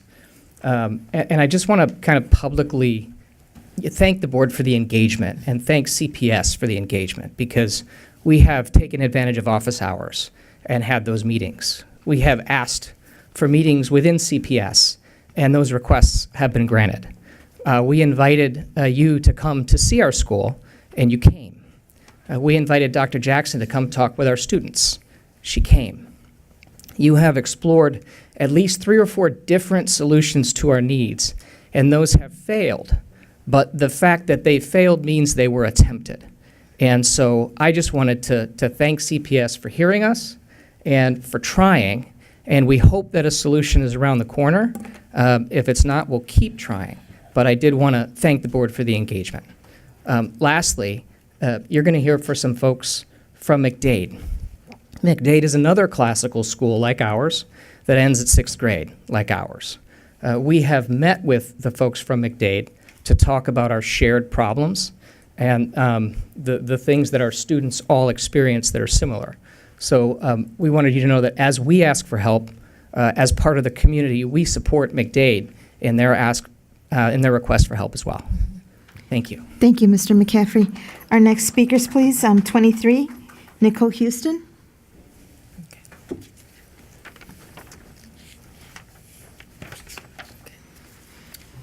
Good morning, members of the board, Mr. Clark and Dr. Jackson. My name is Dr. Nicole Houston. I'm a 1985 graduate of the currently closed Yale Elementary School and a 1989 graduate of soon-to-be closed Paul Robeson High School. My son is a fourth grader at McDade Classical and has been there since kindergarten. During that time, McDade has been ranked multiple times in the top 10 in the city for school performance. We would like to be considered for 7th and 8th grade expansion. The administration, teachers, and parents are all in support of the expansion. In the past few years, CPS has closed schools considered underperforming or underutilized. We ask that you consider expanding one that performs exceptionally. While I may have an option to enroll my son in a private school, if he doesn't get accepted into a academic center, there are plenty of parents like myself who are still paying for student loans or are just not financially able to afford private school tuition. I'm a representation of what 2 underperforming schools produced. Let's give McDade students who are performing phenomenally well the option to stay to 8th grade so we can see what they become. Thank you for your time. Thank you, Ms. Houston. Our next speaker, please, Clarence Carson. Hi, thank you, Board President Clark, also other board members as well. My name is Clarence Carson. I am a parent of a first grader at McDade. I'm also the treasurer of the PTA. Along here you see other parents from McDade, as well as also LSC member also from Decatur, also other parents from McDade, also other LSC members from McDade, and other PTA members from McDade. Again, what we're here to talk about is the expansion of McDade for 7th and 8th grade. I provided a packet of information that will do more than what I can say in 2 minutes to kind of highlight the school's current condition, why we're looking for an expansion, how to get there, and it kind of goes through it all. If you all do look through it. Right now, the school itself goes from K through 6th grade. It does not allow an expansion, actually. We don't have enough classrooms for that. So I actually provided one option design to expand onto the school. Yes, there are other options to build other schools, but this is an option to actually add on to the school. You see on the back side of the school, there's a back lot where we can allow a new gym to be built, as well as, in addition, for the other 3 classrooms, 2 auxiliary rooms, and also locker rooms and bathrooms as well.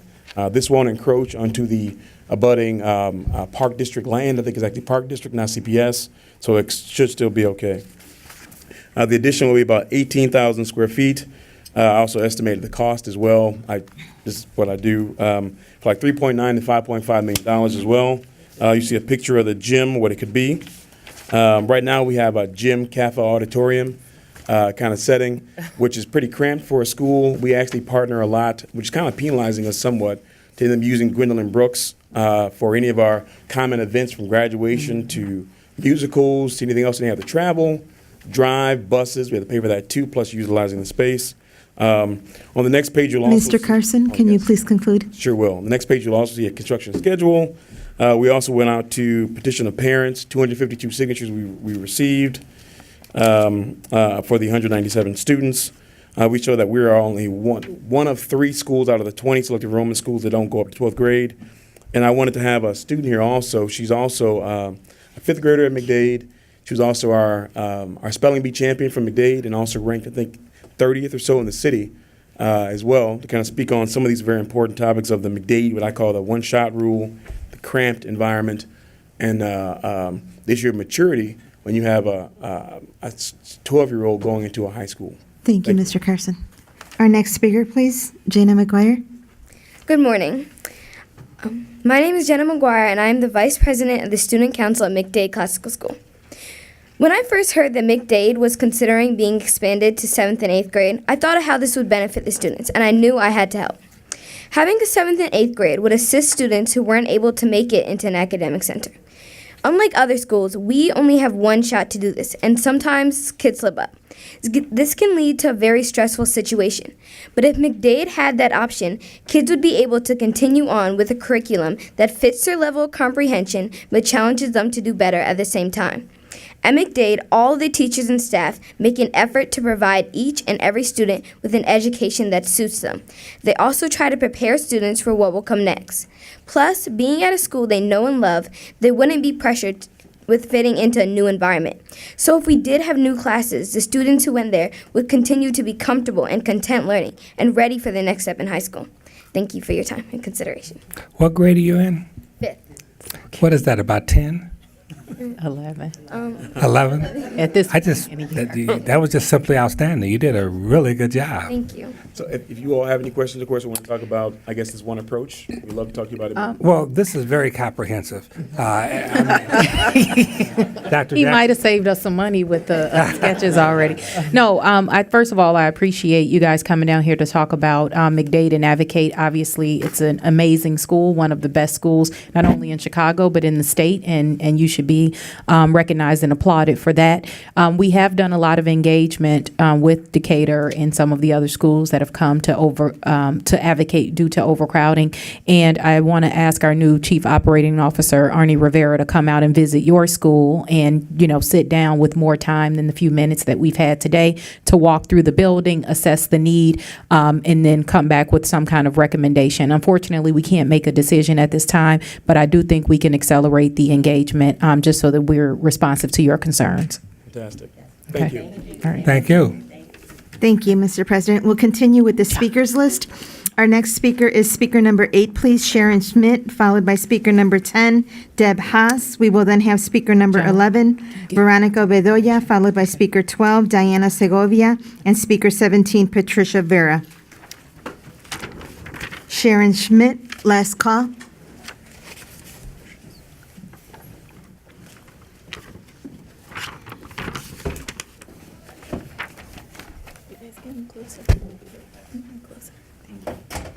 Thank you. Please state your name. Good morning. I'm Sharon Schmidt. I'm here with my students from Steinmetz. They're some of my journalists at Steinmetz Star. You have a bunch of copies with you, right? We're here to talk about something kind of crazy, harmful, wasteful. Okay? The alderman spoke earlier. I invited him to come. I didn't know that he was going to speak. We could have been done earlier, but I'm glad we were here for a lot of the comments. CPS is making plans to build a neighborhood high school on the northwest side at Oak Park and Irving Park Road. The price tag is $75 million. This school is not needed. This is crazy. Why would you build a school that is not needed? CPS says that it is being built to alleviate overcrowding at Taft. Much simpler solution. Stop enrolling students that don't live in the attendance area of Taft High School. That's why Taft is overcrowded. Steinmetz has a lot of room, and so do other northwest side neighborhood high schools. There's a lot of room for neighborhood students in their neighborhood schools. Steinmetz is a wonderful school, as you can see in those papers. You can see with my award-winning students. Stephen, Chicago Student Journalist of the Year through the Chicago Scholastic Press Association. Congratulations. Right. We have a wonderful school. We do not need another school that costs $75 million where there are so many repairs and renovations needed in Chicago. $75 million is a waste for an unneeded school. There's another problem. Steinmetz is not overcrowded, yet CPS is intending to shrink our attendance boundaries. They want to move 3 Ms. elements. Schmidt, your time is up. Can you please conclude? I will conclude.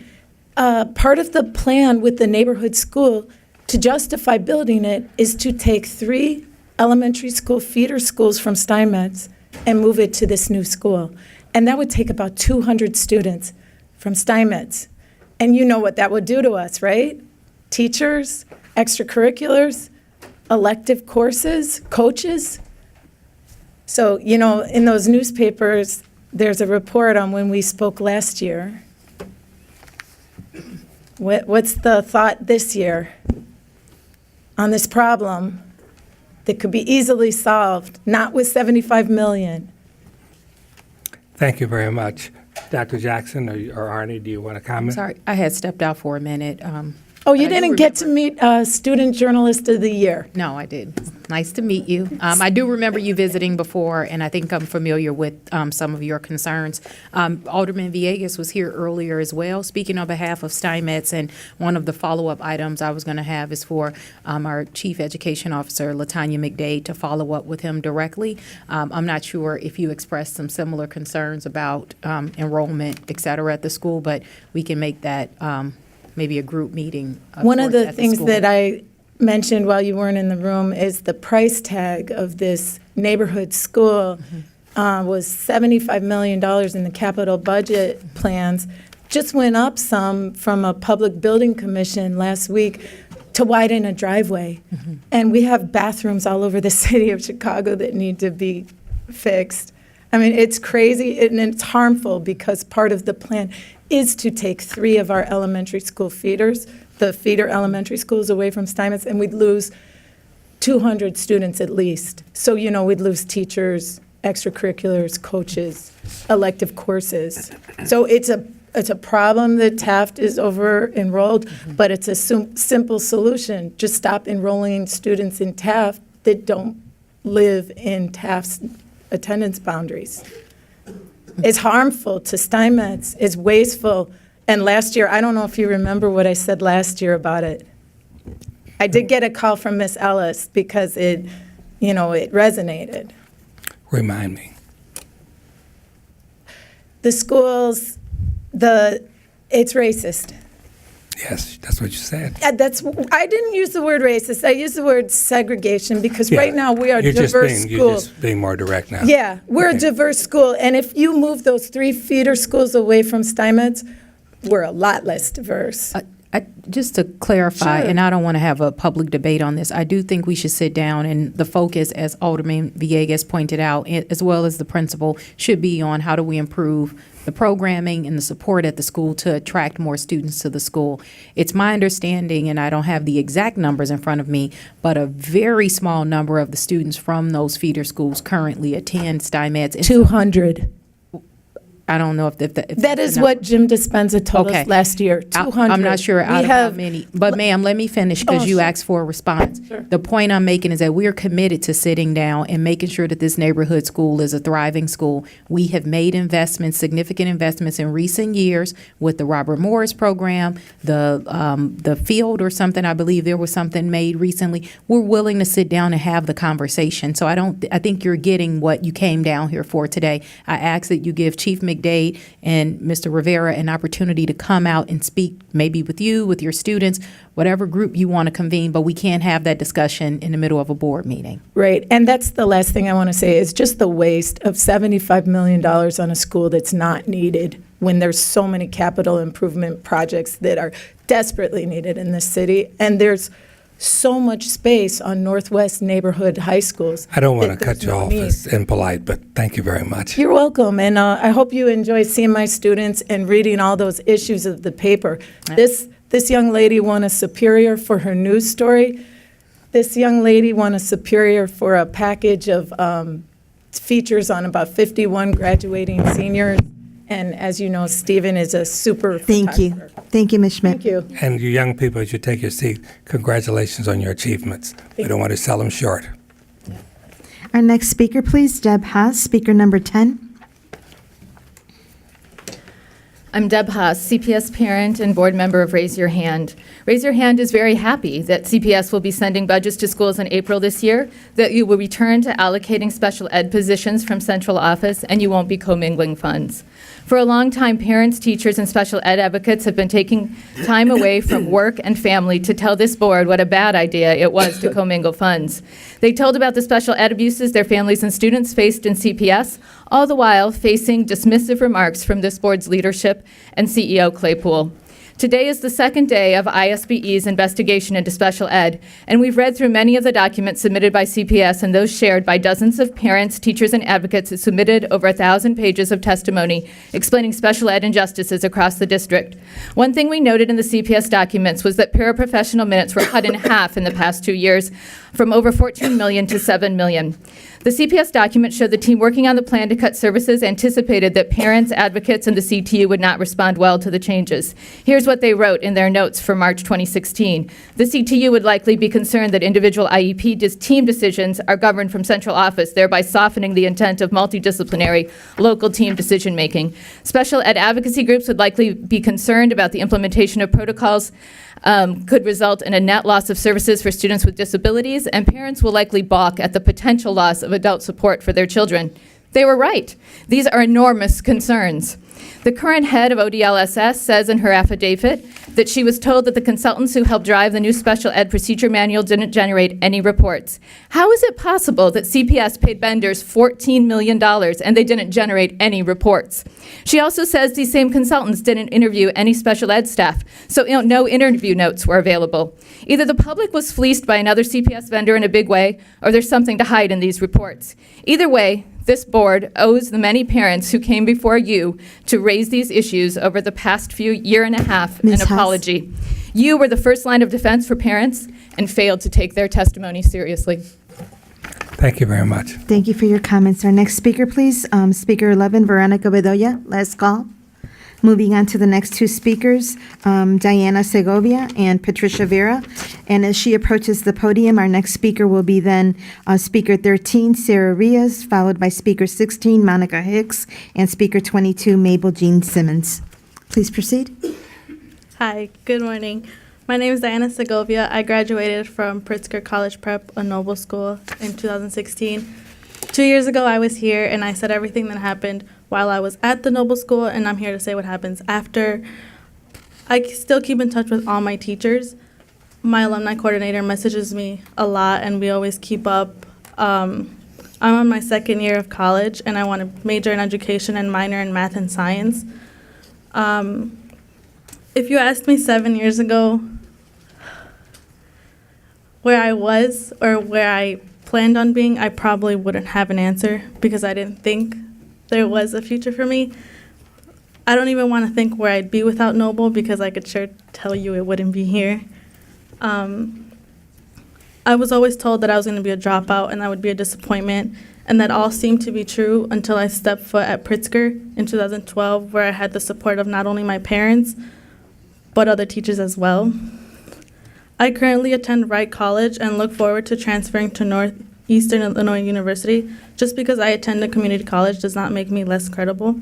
I used to be afraid to stand up for myself, to even say what high school I went to, because I didn't want the negative feedback. But like Cesar Chavez once said, you cannot uneducate the person who has learned to read. You cannot humiliate the person who feels pride. I went through 4 years of exams, pages and pages of reading, hard work. The education that I learned at Pritzker is something no one can take away from me. I now feel compelled to speak when it comes to such a topic. The Noble Network gave me and hundreds of other low-income students a chance in demonstrating the ability to perform at my college-ready level. Thanks to Noble, I see the path and career I want to take as an educator. Thank you. Thank you, Ms. Segovia. Our next speaker, please, Ms. Vera. Hello, good afternoon. My name is Patricia Vera. I'm a proud parent of a junior at Golder College Prep, one of the 3 schools located in the Noble Triangle, which together serves about 1,800 students. Currently, since none of those 3 schools have a regulation gym and none have a playing field of any size, students from all 3 schools rely solely on Eckerd Park to host their sport practices as well as their PE classes. While the Noble Triangle has benefited greatly from access to Eckerd, issues arise when those relying on this resource are not in full control of its management. Issues with scheduling the fields often arise when many schools are vying for the same resources and are relying on a park district manager who may not be able to prioritize the needs of our Noble schools. This can lead to scheduling issues, which can make it difficult for sports teams and PE classes to fully rely on access to these fields for their daily practices and classes. This ultimately can affect the growth of sports teams as well as the effectiveness of PE classes. Recently, I noticed that the schools nearest to Noble Triangle, such as Wells and Clemente, have been allotted resources to enhance students' experiences by providing new fields. This is great, and we're glad that there are more resources for all students. I'm wondering if there's a plan to make sure all public school students in Chicago have access to similar facilities. Personal fields allow for personal management, which can lead to consistent access to resources that will allow these schools to fully develop their sports, physical education departments. This further makes these schools a viable option for students who not only select their high school based on academic strength, but also extracurricular opportunities. With these facilities, students have access to a well-rounded high school experience. I've loved my experience as a parent at Noble School. The academics have truly been college prep. My hope is that we can continue enhancing the experience for all students by making Ms. sure Vera? that they have fairness when it comes to facilities, which will ultimately providing them comprehensive academic and extracurricular experience, which ultimately makes them outstanding applications to competitive colleges. Thank you, Ms. Vera. Thank you. Thank you. Our next speaker, please, 13, Sarah Rios. Good morning. This is the second time I've come in front of this board in regards to safety and communications at Otis School. The last time I was here, I stressed how much the school lacked consistent communication and how safety was a huge concern. I know that my particular issue was looked into, but my concerns were ignored. I have added the most recent letter that went out from the school, and I apologize for the clarity as I was emailed a copy of this letter, and I do not have an original to provide you with. Last Wednesday, while students were being applauded for taking a stand against gun violence, a student at Otis School brought ammunition to the school, threatened another student, and was handcuffed and escorted out of the school. We later found out the next day through WGN that the student's home was also looked into and guns were taken out. The communication from the school came a day later, and it is very vague. I'm not sure if you can see the copy that I left, but it is extremely vague. It does not give details, and I understand when minors are involved, all details cannot be let out, but it doesn't tell you anything. Parents were not given the opportunity to decide what they wanted to do with their children after a sensitive situation occurred at the school. Sorry. I have also added in my handout my second and third graders' new school. They went through several programs that were going to help them to grade level. Otis did not aware me that my kids were not at grade level. The IEP programs that are happening at Otis are not being followed through the way they should be. The MTSS programs have not been followed through the way they should have been at Otis School. So it's not just communication and safety, it's also literacy and academics that are being ignored at the school. The administration has a constant hold and threatens not only parents, but as well as teachers that are afraid of repercussion of Ms. coming up. Rios? I'm almost done. I've contacted the network office several times in regards to my concerns. And just yesterday morning, in a phone call from the network chief, he insinuated that I am the only parent that has concerns. Tomorrow is the LSC meeting at Otis. Myself, other community members, and parents will be there asking to vote out the principal. And if that does happen, this will be the second time this principal was voted out from an LSC since 2005 from a CPS school. This is concerning. These are sensitive issues, and our children are at risk. From where I'm standing, it looks like Otis is going to be closed like many other schools in our neighborhood. We lost Peabody, we lost Carpenter, Anderson to selective schools and charter schools. What are we going to have left? And why are we risking the children? Thank you. Thank you. Ms. Rios. Our next- Before you go on, Jadine, would you address we have limitations on what we can say. We can't disclose any public information about another student Right. And their family. I know you do. But would you talk about our protocols and actually disclose what we can? Yes, absolutely. So thank you for coming down today. Obviously, this is a very serious incident, and you're absolutely right that communication is very important for all parents to understand.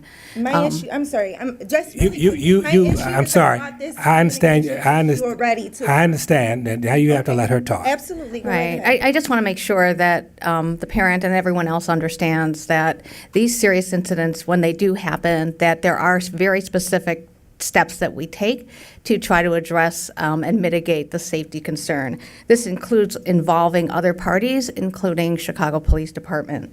As you stated, for legal reasons, we can't go into the specifics around the individuals involved with this for privacy reasons. However, I can assure everyone that all the necessary steps were taken to evaluate and mitigate the issues associated with this incident, and that there are additional follow-ups.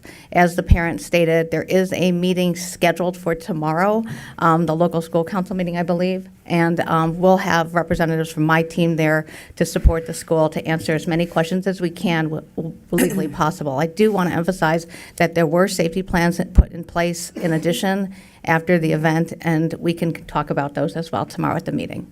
Thank you very much. Thank you. Thank you, Mr. President. Our next speaker, please.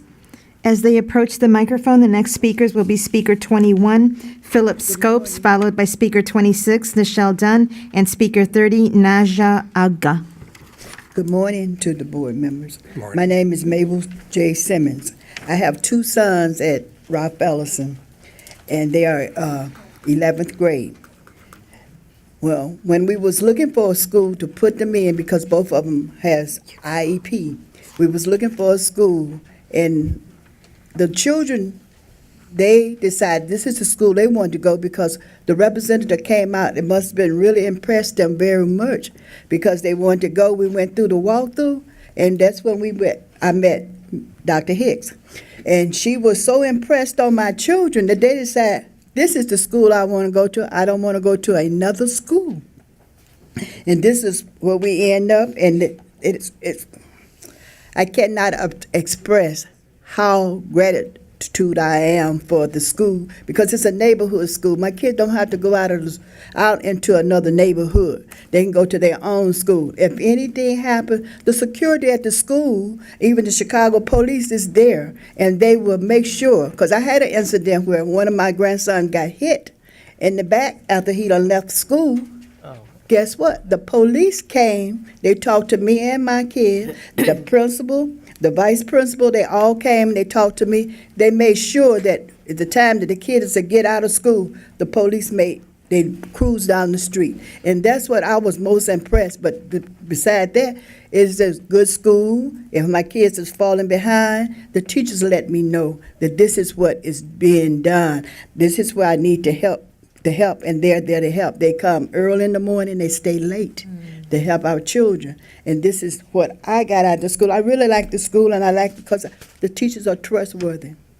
They communicate with us, and we do the things that we need to do. And if we do that, and they do their part, our kids got to be successful. And they are ready to go to college, even though they have an IEP, but they are doing very well. Ms. Simmons, thank you. As you leave the podium, I'll confirm something you've said very directly. In my experience, and I think it's true of the board as a whole, I've not seen a good school that did not have an outstanding principal. Our next speaker, please, Mona Hicks.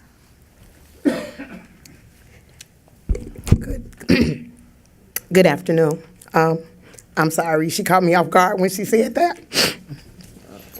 That makes it all worthwhile. My name is Dr. Mona Hicks, and I'm currently in my 7th year teaching physics at CICS Ralph Ellison. I consider it a privilege to be able to work there because I'm back in my community. I'm a product of Chicago Public Schools. I graduated for John W. Cook, class of 80, and Livermore Technical High School, class of 84. So I know exactly what a public education can do and how far you can go with that. I've been a long-time resident of the Auburn Gresham District, where I'm just remaining there because I love to give back and service the kids and the parents that I'm there with. We're dedicated to serving our students by providing an evolving and innovative curriculum that meets the diverse needs of all of our students. We provide a high-quality education while preparing our children for the future, whether it be college, CTE, careers, and whatever they decide. We're there to support them. We have attained the title of being a pillar of the community, which is fascinating. And we have established supportive relationships with our students, with our parents, and also with the community. We were honored just last week in the Student National Walkout. Our Alderman, David Moore, and our State Representative Mary Flowers came and graced us with their presence as our students led a program and a short play to show how they felt about gun control. So we are elated to be able to have the support of the board, have the support of our community, have the support of our family and our parents. Thank you. Thank you, Ms. Thank Hicks. you.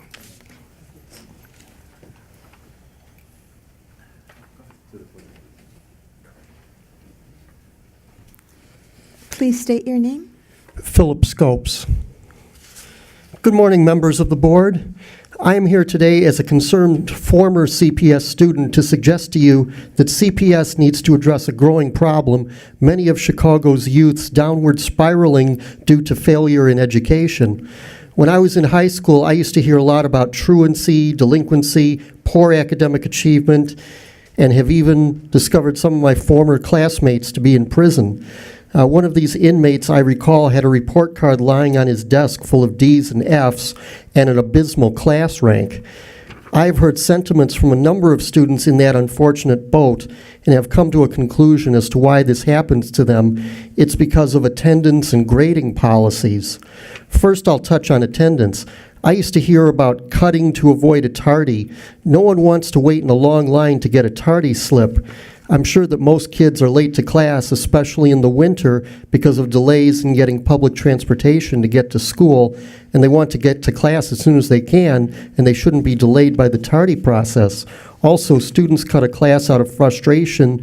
They're afraid to come back to class because they will ultimately be suspended to miss even more class, so they don't ever come back, and one temporary moment of insanity escalates to chronic truancy. For these reasons, these policies need to be thought out more carefully and allow leniency for these circumstances.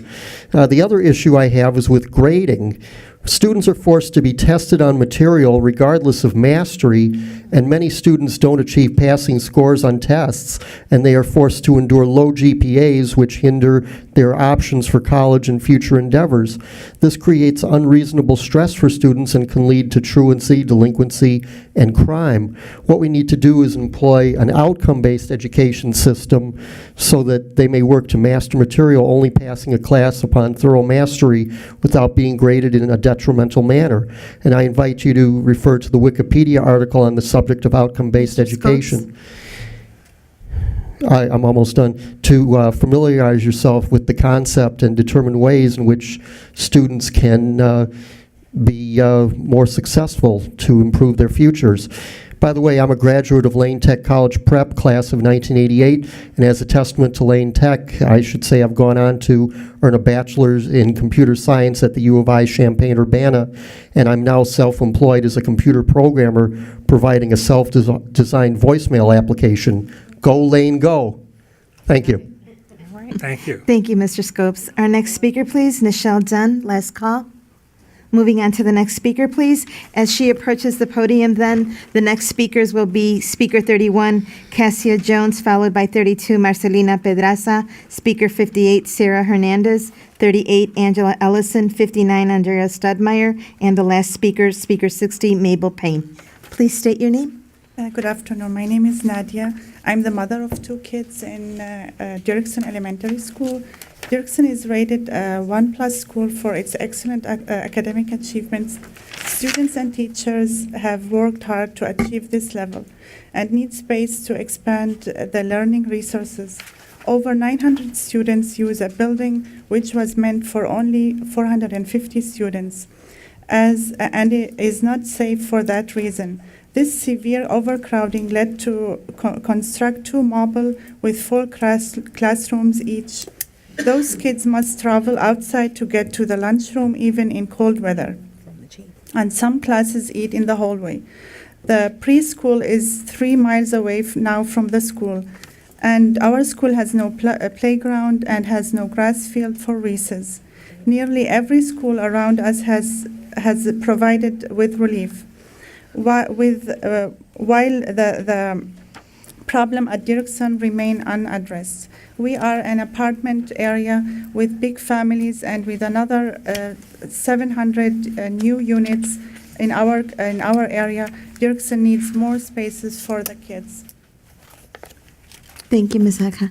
Thank you very much. Arnie, isn't this one of the schools on your list that you're going to be visiting soon?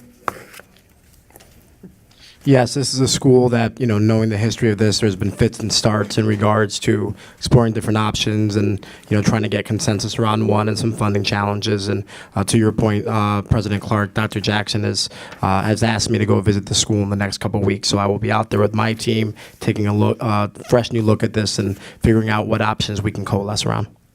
Thank you. Thank you. And our next speaker, please, Speaker 31, Cassia Jones. Last call. Moving on to Speaker 32, Marcelina Pedraza.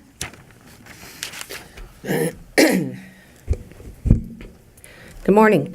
My name is Marcelina Pedraza, and I'm a proud product of CPS, Robert A. Black, and Kenwood Academy, class of '93.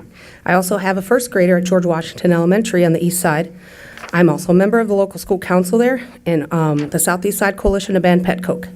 I've been a union electrician for almost 20 years. The school was opened in 1973 and meant to be a temporary solution to combat overcrowding of the school next door. At the time, the lifespan of the building was assessed at 20 years or so. 45 years later, we're still in the same building that has significant structural issues and a myriad of other problems. The school is overutilized at 112% capacity. The HVAC is inconsistent and sections of the building are not properly heated or cooled. We need a new energy-efficient HVAC system. There is mold in the school, and the carpeting is over 25 years old, so the air quality is poor. Our kids have a higher rate of asthma, allergies, and other pulmonary issues compared to other kids in the city. Much of the playground equipment is broken and unsafe.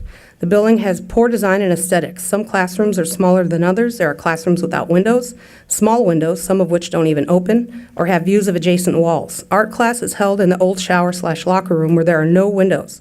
It resembles a prison, much like the MCC, just a few blocks away from here. There is no auditorium, so the cafeteria is used for recitals and such, causing limited seating for the audience. Many of the cameras don't work. We need technological and upgrades in computer labs. The routes for vehicular and pedestrian traffic for drop-off and pickup are poorly designed. And there are not enough restrooms for the capacity of the school and almost 900 students, one custodian. So they're often very filthy. The breezeway to the annex was never built, even though we were promised one years ago. And on a positive note, our school has a 96% attendance rate, has been a level 1 or 1+ school for the past several years with many awards, including the National Excellence in Urban Education 2015. We have an amazing music program, arts, sports, and other extracurriculars. We need an assessment team to determine when we could get a new school built. I've worked at about 100 CPS schools and a couple new constructions with different contractors. I'm wrapping up, like Tarkington Elementary, a green school.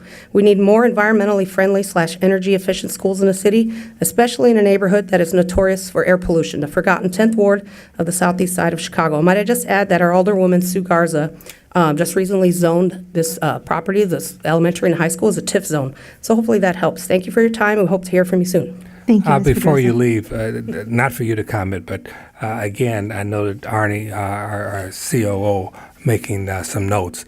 I lived in the 10th Ward for years. I'm familiar My with life, South Chicago. Yes, Born and raised. I'm familiar with the school that you're referring to. Arnie? Yes, Chief Kirby brought this to our attention last night. We did send a facilities team out there this morning to assess some of the maintenance issues, especially mold. So we'll get a follow-up and make sure to communicate with Chief Kirby, and it gets socialized. And then the issues around construction in regards to the state of the building, I'm having my real estate team do an assessment on it. And once again, we'll socialize the same findings as well. Sounds good. Thank you. Their next speaker, Mr. President, is Sarah Hernandez, please. Hello, everyone. My name is Sarah Hernandez. I'm a parent advocate for my community. I work at the medical field at South and Southeast community for over 10 years. I'm a holistic healer empath. I volunteer at a school organization with special needs adults and children. My vision in the school and system is to bring new ideas and bring unity, love, and diversity, social science, empathy in a school system with children, parent, and teacher all together. What I see as our school is a lack of empathy, miscommunication, and health issues, and bring frustration. Regarding the George Washington Elementary, she already mentioned it, so thank you very much for Mr. Rivera. So I already passed some paper. I'm gonna jump in that. And also our concern about our janitor. We only have one janitor. It doesn't have enough supplies in our school. I donated garbage cans because students are throwing Kotex at the bathroom, and they are on their period.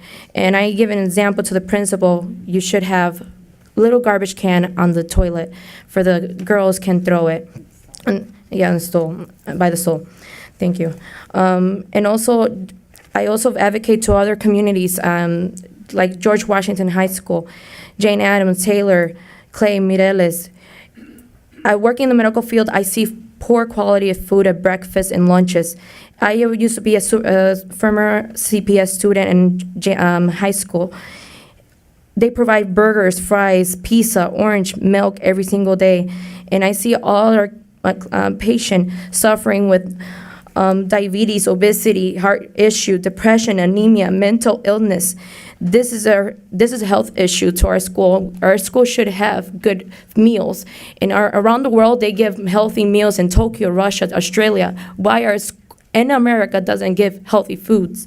This is health, like Florida. Ms. Hernandez. Empathy is the first thing. And the last thing is DORPS. Needs more material education, nutrition, and classroom needs community, because special needs are not like, it's a different test special needs, but not everyone it's a special diverse learners, like for higher things, they need more material needs. So this is when I bring my concern. Thank you. Thank you, Ms. Hernandez. Arnie, when I hear issues around basic cleanliness, I know you're going to look into that and correct what needs to be corrected and make sure our vendors do that. Yes, and you know, I've been visiting schools in the last few weeks, and certainly I have found issues that are troubling. So it's something that you know, we're taking very seriously. And we're figuring out what we can do for the remainder of the year under the current model, and also as we transition into a different model, and then the next school year that we get it right. Thank you, Arnie. Thank you. And our next speaker, please. Speaker 38, Angela Ellison. Last call. 59, Andrea Studmeyer. Last call. Speaker 60, Mabel Payne. And then, Mr. President, I will call again Speaker 31, Cassia Jones. She is back in the room. Okay. So she will be the last speaker. Please proceed. Good afternoon, Board. This is my third visit to the Board office within the last 2 weeks. I have a young daughter, Zoe. She's 10. Zoe's recently been bullied. Well, she's been bullied throughout her school time. Recently, it became a physical assault to the point I had to actually come down to the Board to ask questions about how I get her transferred. My daughter goes to an ISP school area with her brother who has autism, Parker.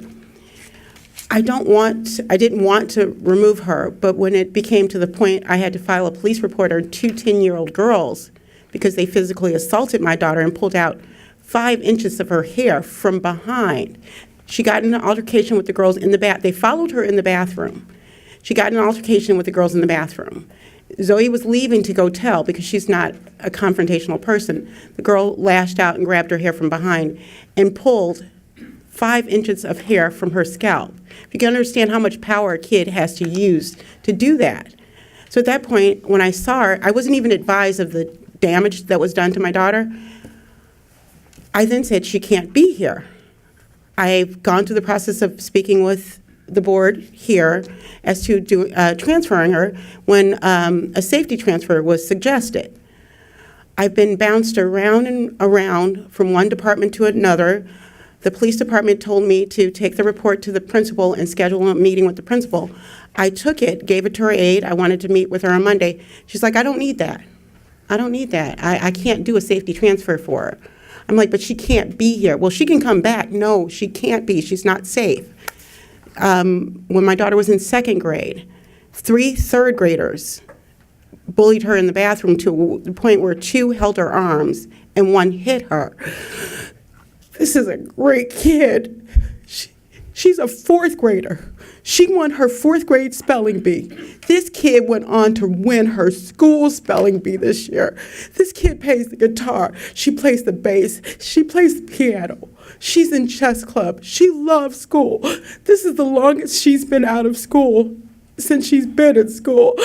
I don't want to get upset, but it hurts her not to be in class. It hurts me not to have her in class. I just want her in an environment where she feels safe, where she doesn't have to walk the halls with her backpack and her coat on her to prevent people from taking her homework or taking her things. I'm sorry. I was number 60 because I pulled up and it said one slot available. So I felt the need to come and express myself because the bullying in the CPS schools right now is out of control. I've even gotten to the point where when she was in 2nd grade, I have MS. I'm physically disabled.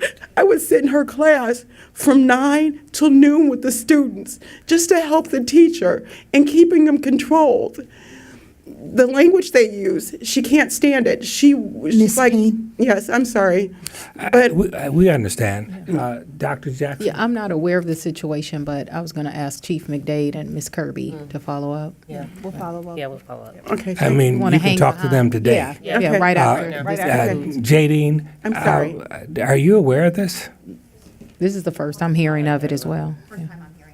Who have you met with? Have you said you've been here twice? I've met here. I met with her once, and on Monday, Zoe and I came together, my daughter and I, because I'm paying like $50 a day for a babysitter just to watch her.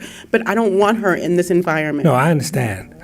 We want to get a solution. Okay, thank you. Okay, so who's going to follow up with her? Are you wait? Will you wait after? Oh yeah, I'm valet parked. I'm good. Thank you. Thank you, Mr. President. And our last speaker, please, Speaker 31, Cassia Jones. Good morning, members of the board. I'm here to make a complaint about bullying too. This last Monday, I just took my son out of school. He's been bullied since last year. What school? Brighton Park Elementary School on 3825 South Washington, south side of Chicago. The majority is Latinos, and he was studying there because my husband used to be the music teacher, so he brought him with him. Now my husband is not at school. But make long story short, everything started last year calling my son a clown. I talked to the PE teacher, Miss Tiffany Grayhouse, to have an intervention with the other kid. And then after that, escalated this year, like January 17, he was punched in the throat, called a nigger, and the boy told him that was to teach him a lesson. I talked to the principal on the same day, the 17th. I didn't see nothing, no results. I talked to the dean, Rolando Perez. He said that he needs some help. He said January 31st, we're supposed to have a counselor to have a meeting with the kids. We didn't get any paperwork. I'm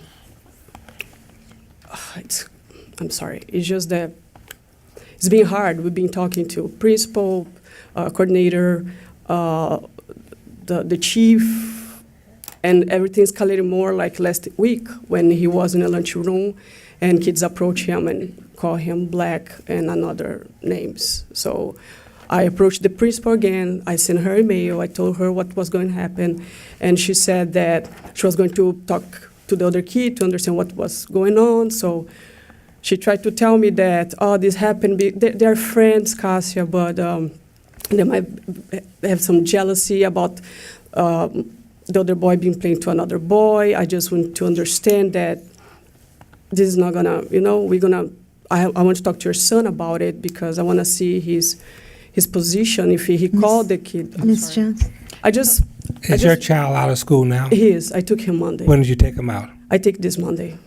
This Monday. Jadine, you want to say something? So when we saw Ms. Jones's record on this yesterday, I reached out to her.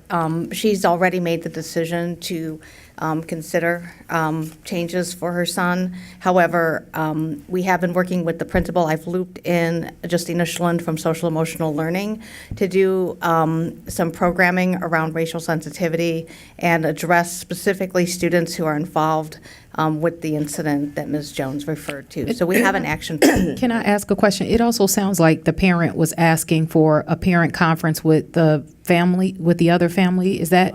That wasn't ever.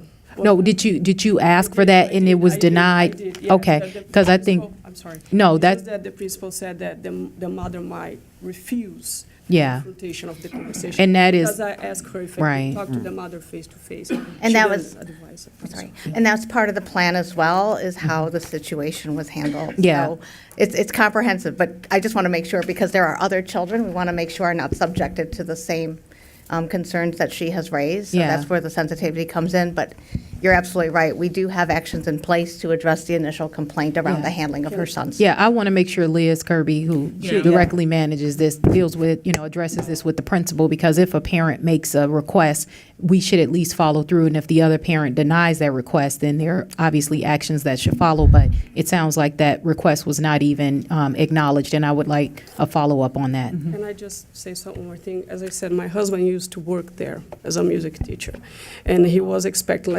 respect from his members, fellows, to help him out in this consideration. Yeah. Since we started to state that he was being bullied at school, we noticed that they start getting back to us. Like whatever thing that he would do at school, before they never called us for nothing. They start to call like, oh, Lawrence pushed another student, oh, Lawrence did that.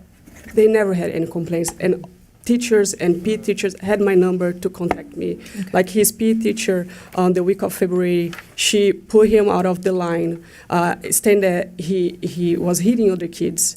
And she put him on the corner and told him to count in bricks on the lunchroom in front of first grader, second grader, and kindergarten. Okay. My husband approached them saying that this was corporal punishment. They should call him or show him the video that he was doing something like that. They never show. We can follow up. I think we understand generally. Just a quick comment. I think that between Dr. Jackson and Jadine, they'll handle this. I think the focus should be getting your son back in class. He should not be out of school. Bullying, I wish it could be stopped 100% all the time, but honestly, it cannot. On the other hand, it should never be tolerated, and something should always be done about it. And this is what you're hearing from Dr. Jackson and our Chief Security Officer, Jadine. Your son should be in school, and that should be the end result of all this. And I'm sure that will be in short order. Ms. Jones, if you could remain after, I want to follow up directly with you. I oversee the network chief. Thank you, Mr. President, and this concludes public participation. Thank you. Board members, comments, questions?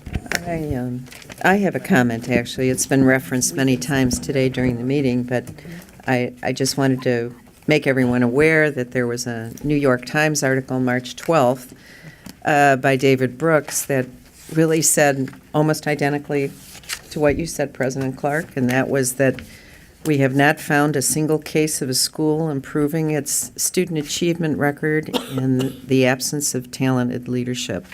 And it really talks about, the title of the article is Good Leaders Make Good Schools, and Chicago was the one that was referenced to look for leadership.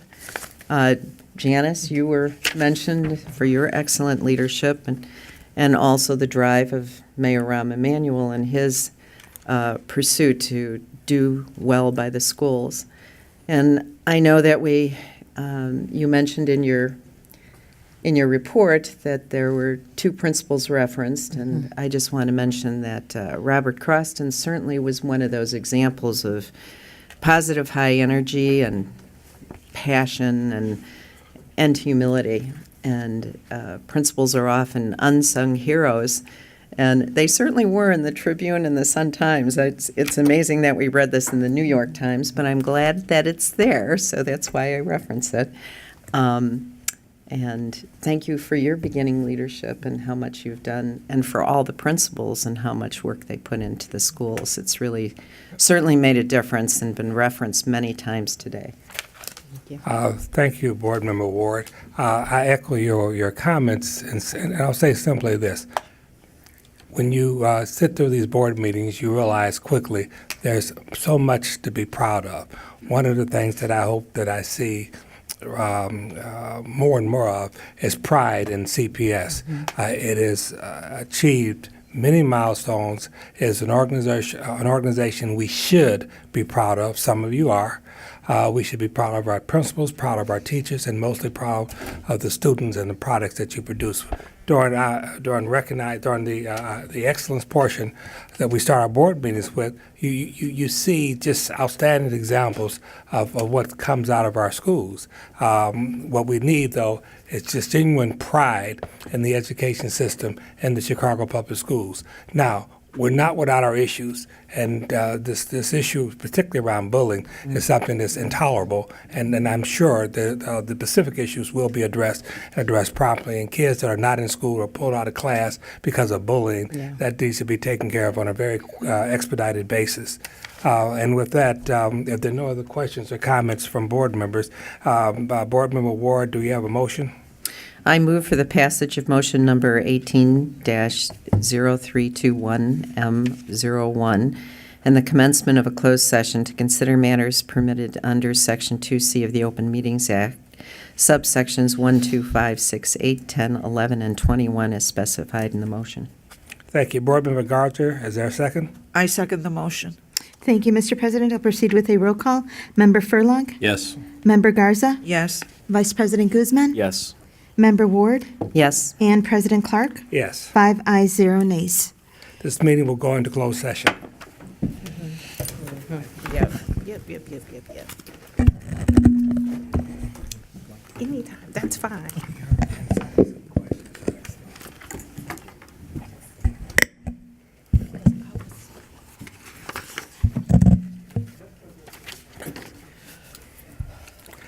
Okay. The meeting of the Board of Education is reconvened. Madam Secretary, please proceed. Thank you, Mr. President. I will start with closed session items from the General Counsel, and I will begin with council retentions for new and continued. These items do require a vote. The first report, the law firm Martin Law Group for new. Second report, the law office of Sabrina L. Hakey for continued. The third report, the law firm Jackson Lewis PC for continued, and the fourth report, the law firm Lanier Muchin LTD for continued. And Mr. President, these items do require a vote. Is there a motion? So moved. Is there a second? I second. Thank you. I'll proceed with a roll call. Member Furlong?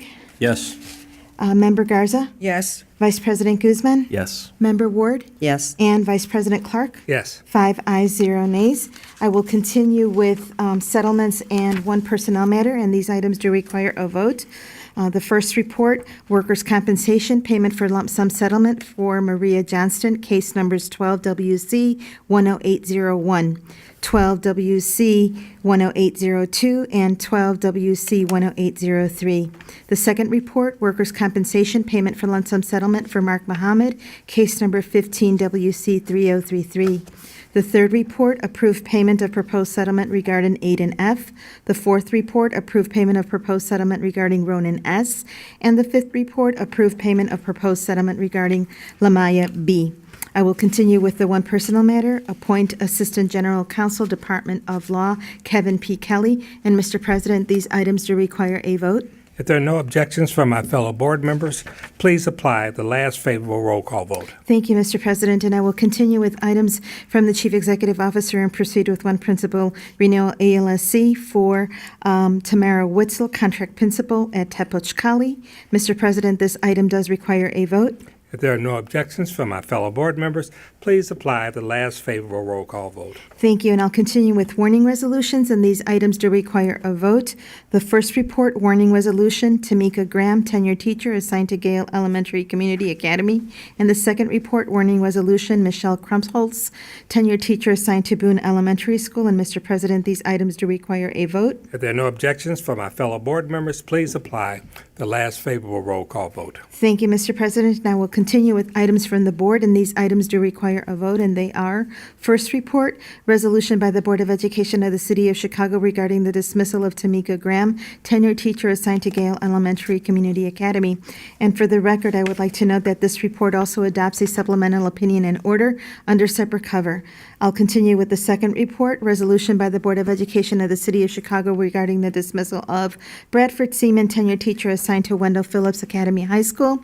And the third report, report is the resolution approving the Chief Executive Officer's recommendation to dismiss educational support personnel. The fourth report is the resolution approving the Chief Executive Officer's recommendation to dismiss probationary appointed teachers. And for the record, I would like to note that on March 16, 2018, the board members and the Office of the Board received the CEO's recommendation to dismiss probationary appointed teachers pursuant to Board Rule 4-1 and 105 ILCS 5/34-84. Her recommendation included the names of the teachers affected and the reasons, and she also noted that the teachers affected will be notified of their dismissal after adoption of the resolution. Mr. President, these items do require a vote. If there are no objections from my fellow board member, please apply the last favorable roll call vote. Thank you, Mr. President, and I believe Vice President Guzman has a motion, please. Yes, I move that the board adopt the minutes of the closed session meeting of February 28, 2018, pursuant to Section 2.06 of the Open Meetings Act. Board members reviewed these minutes and determined that the need for confidentiality exists.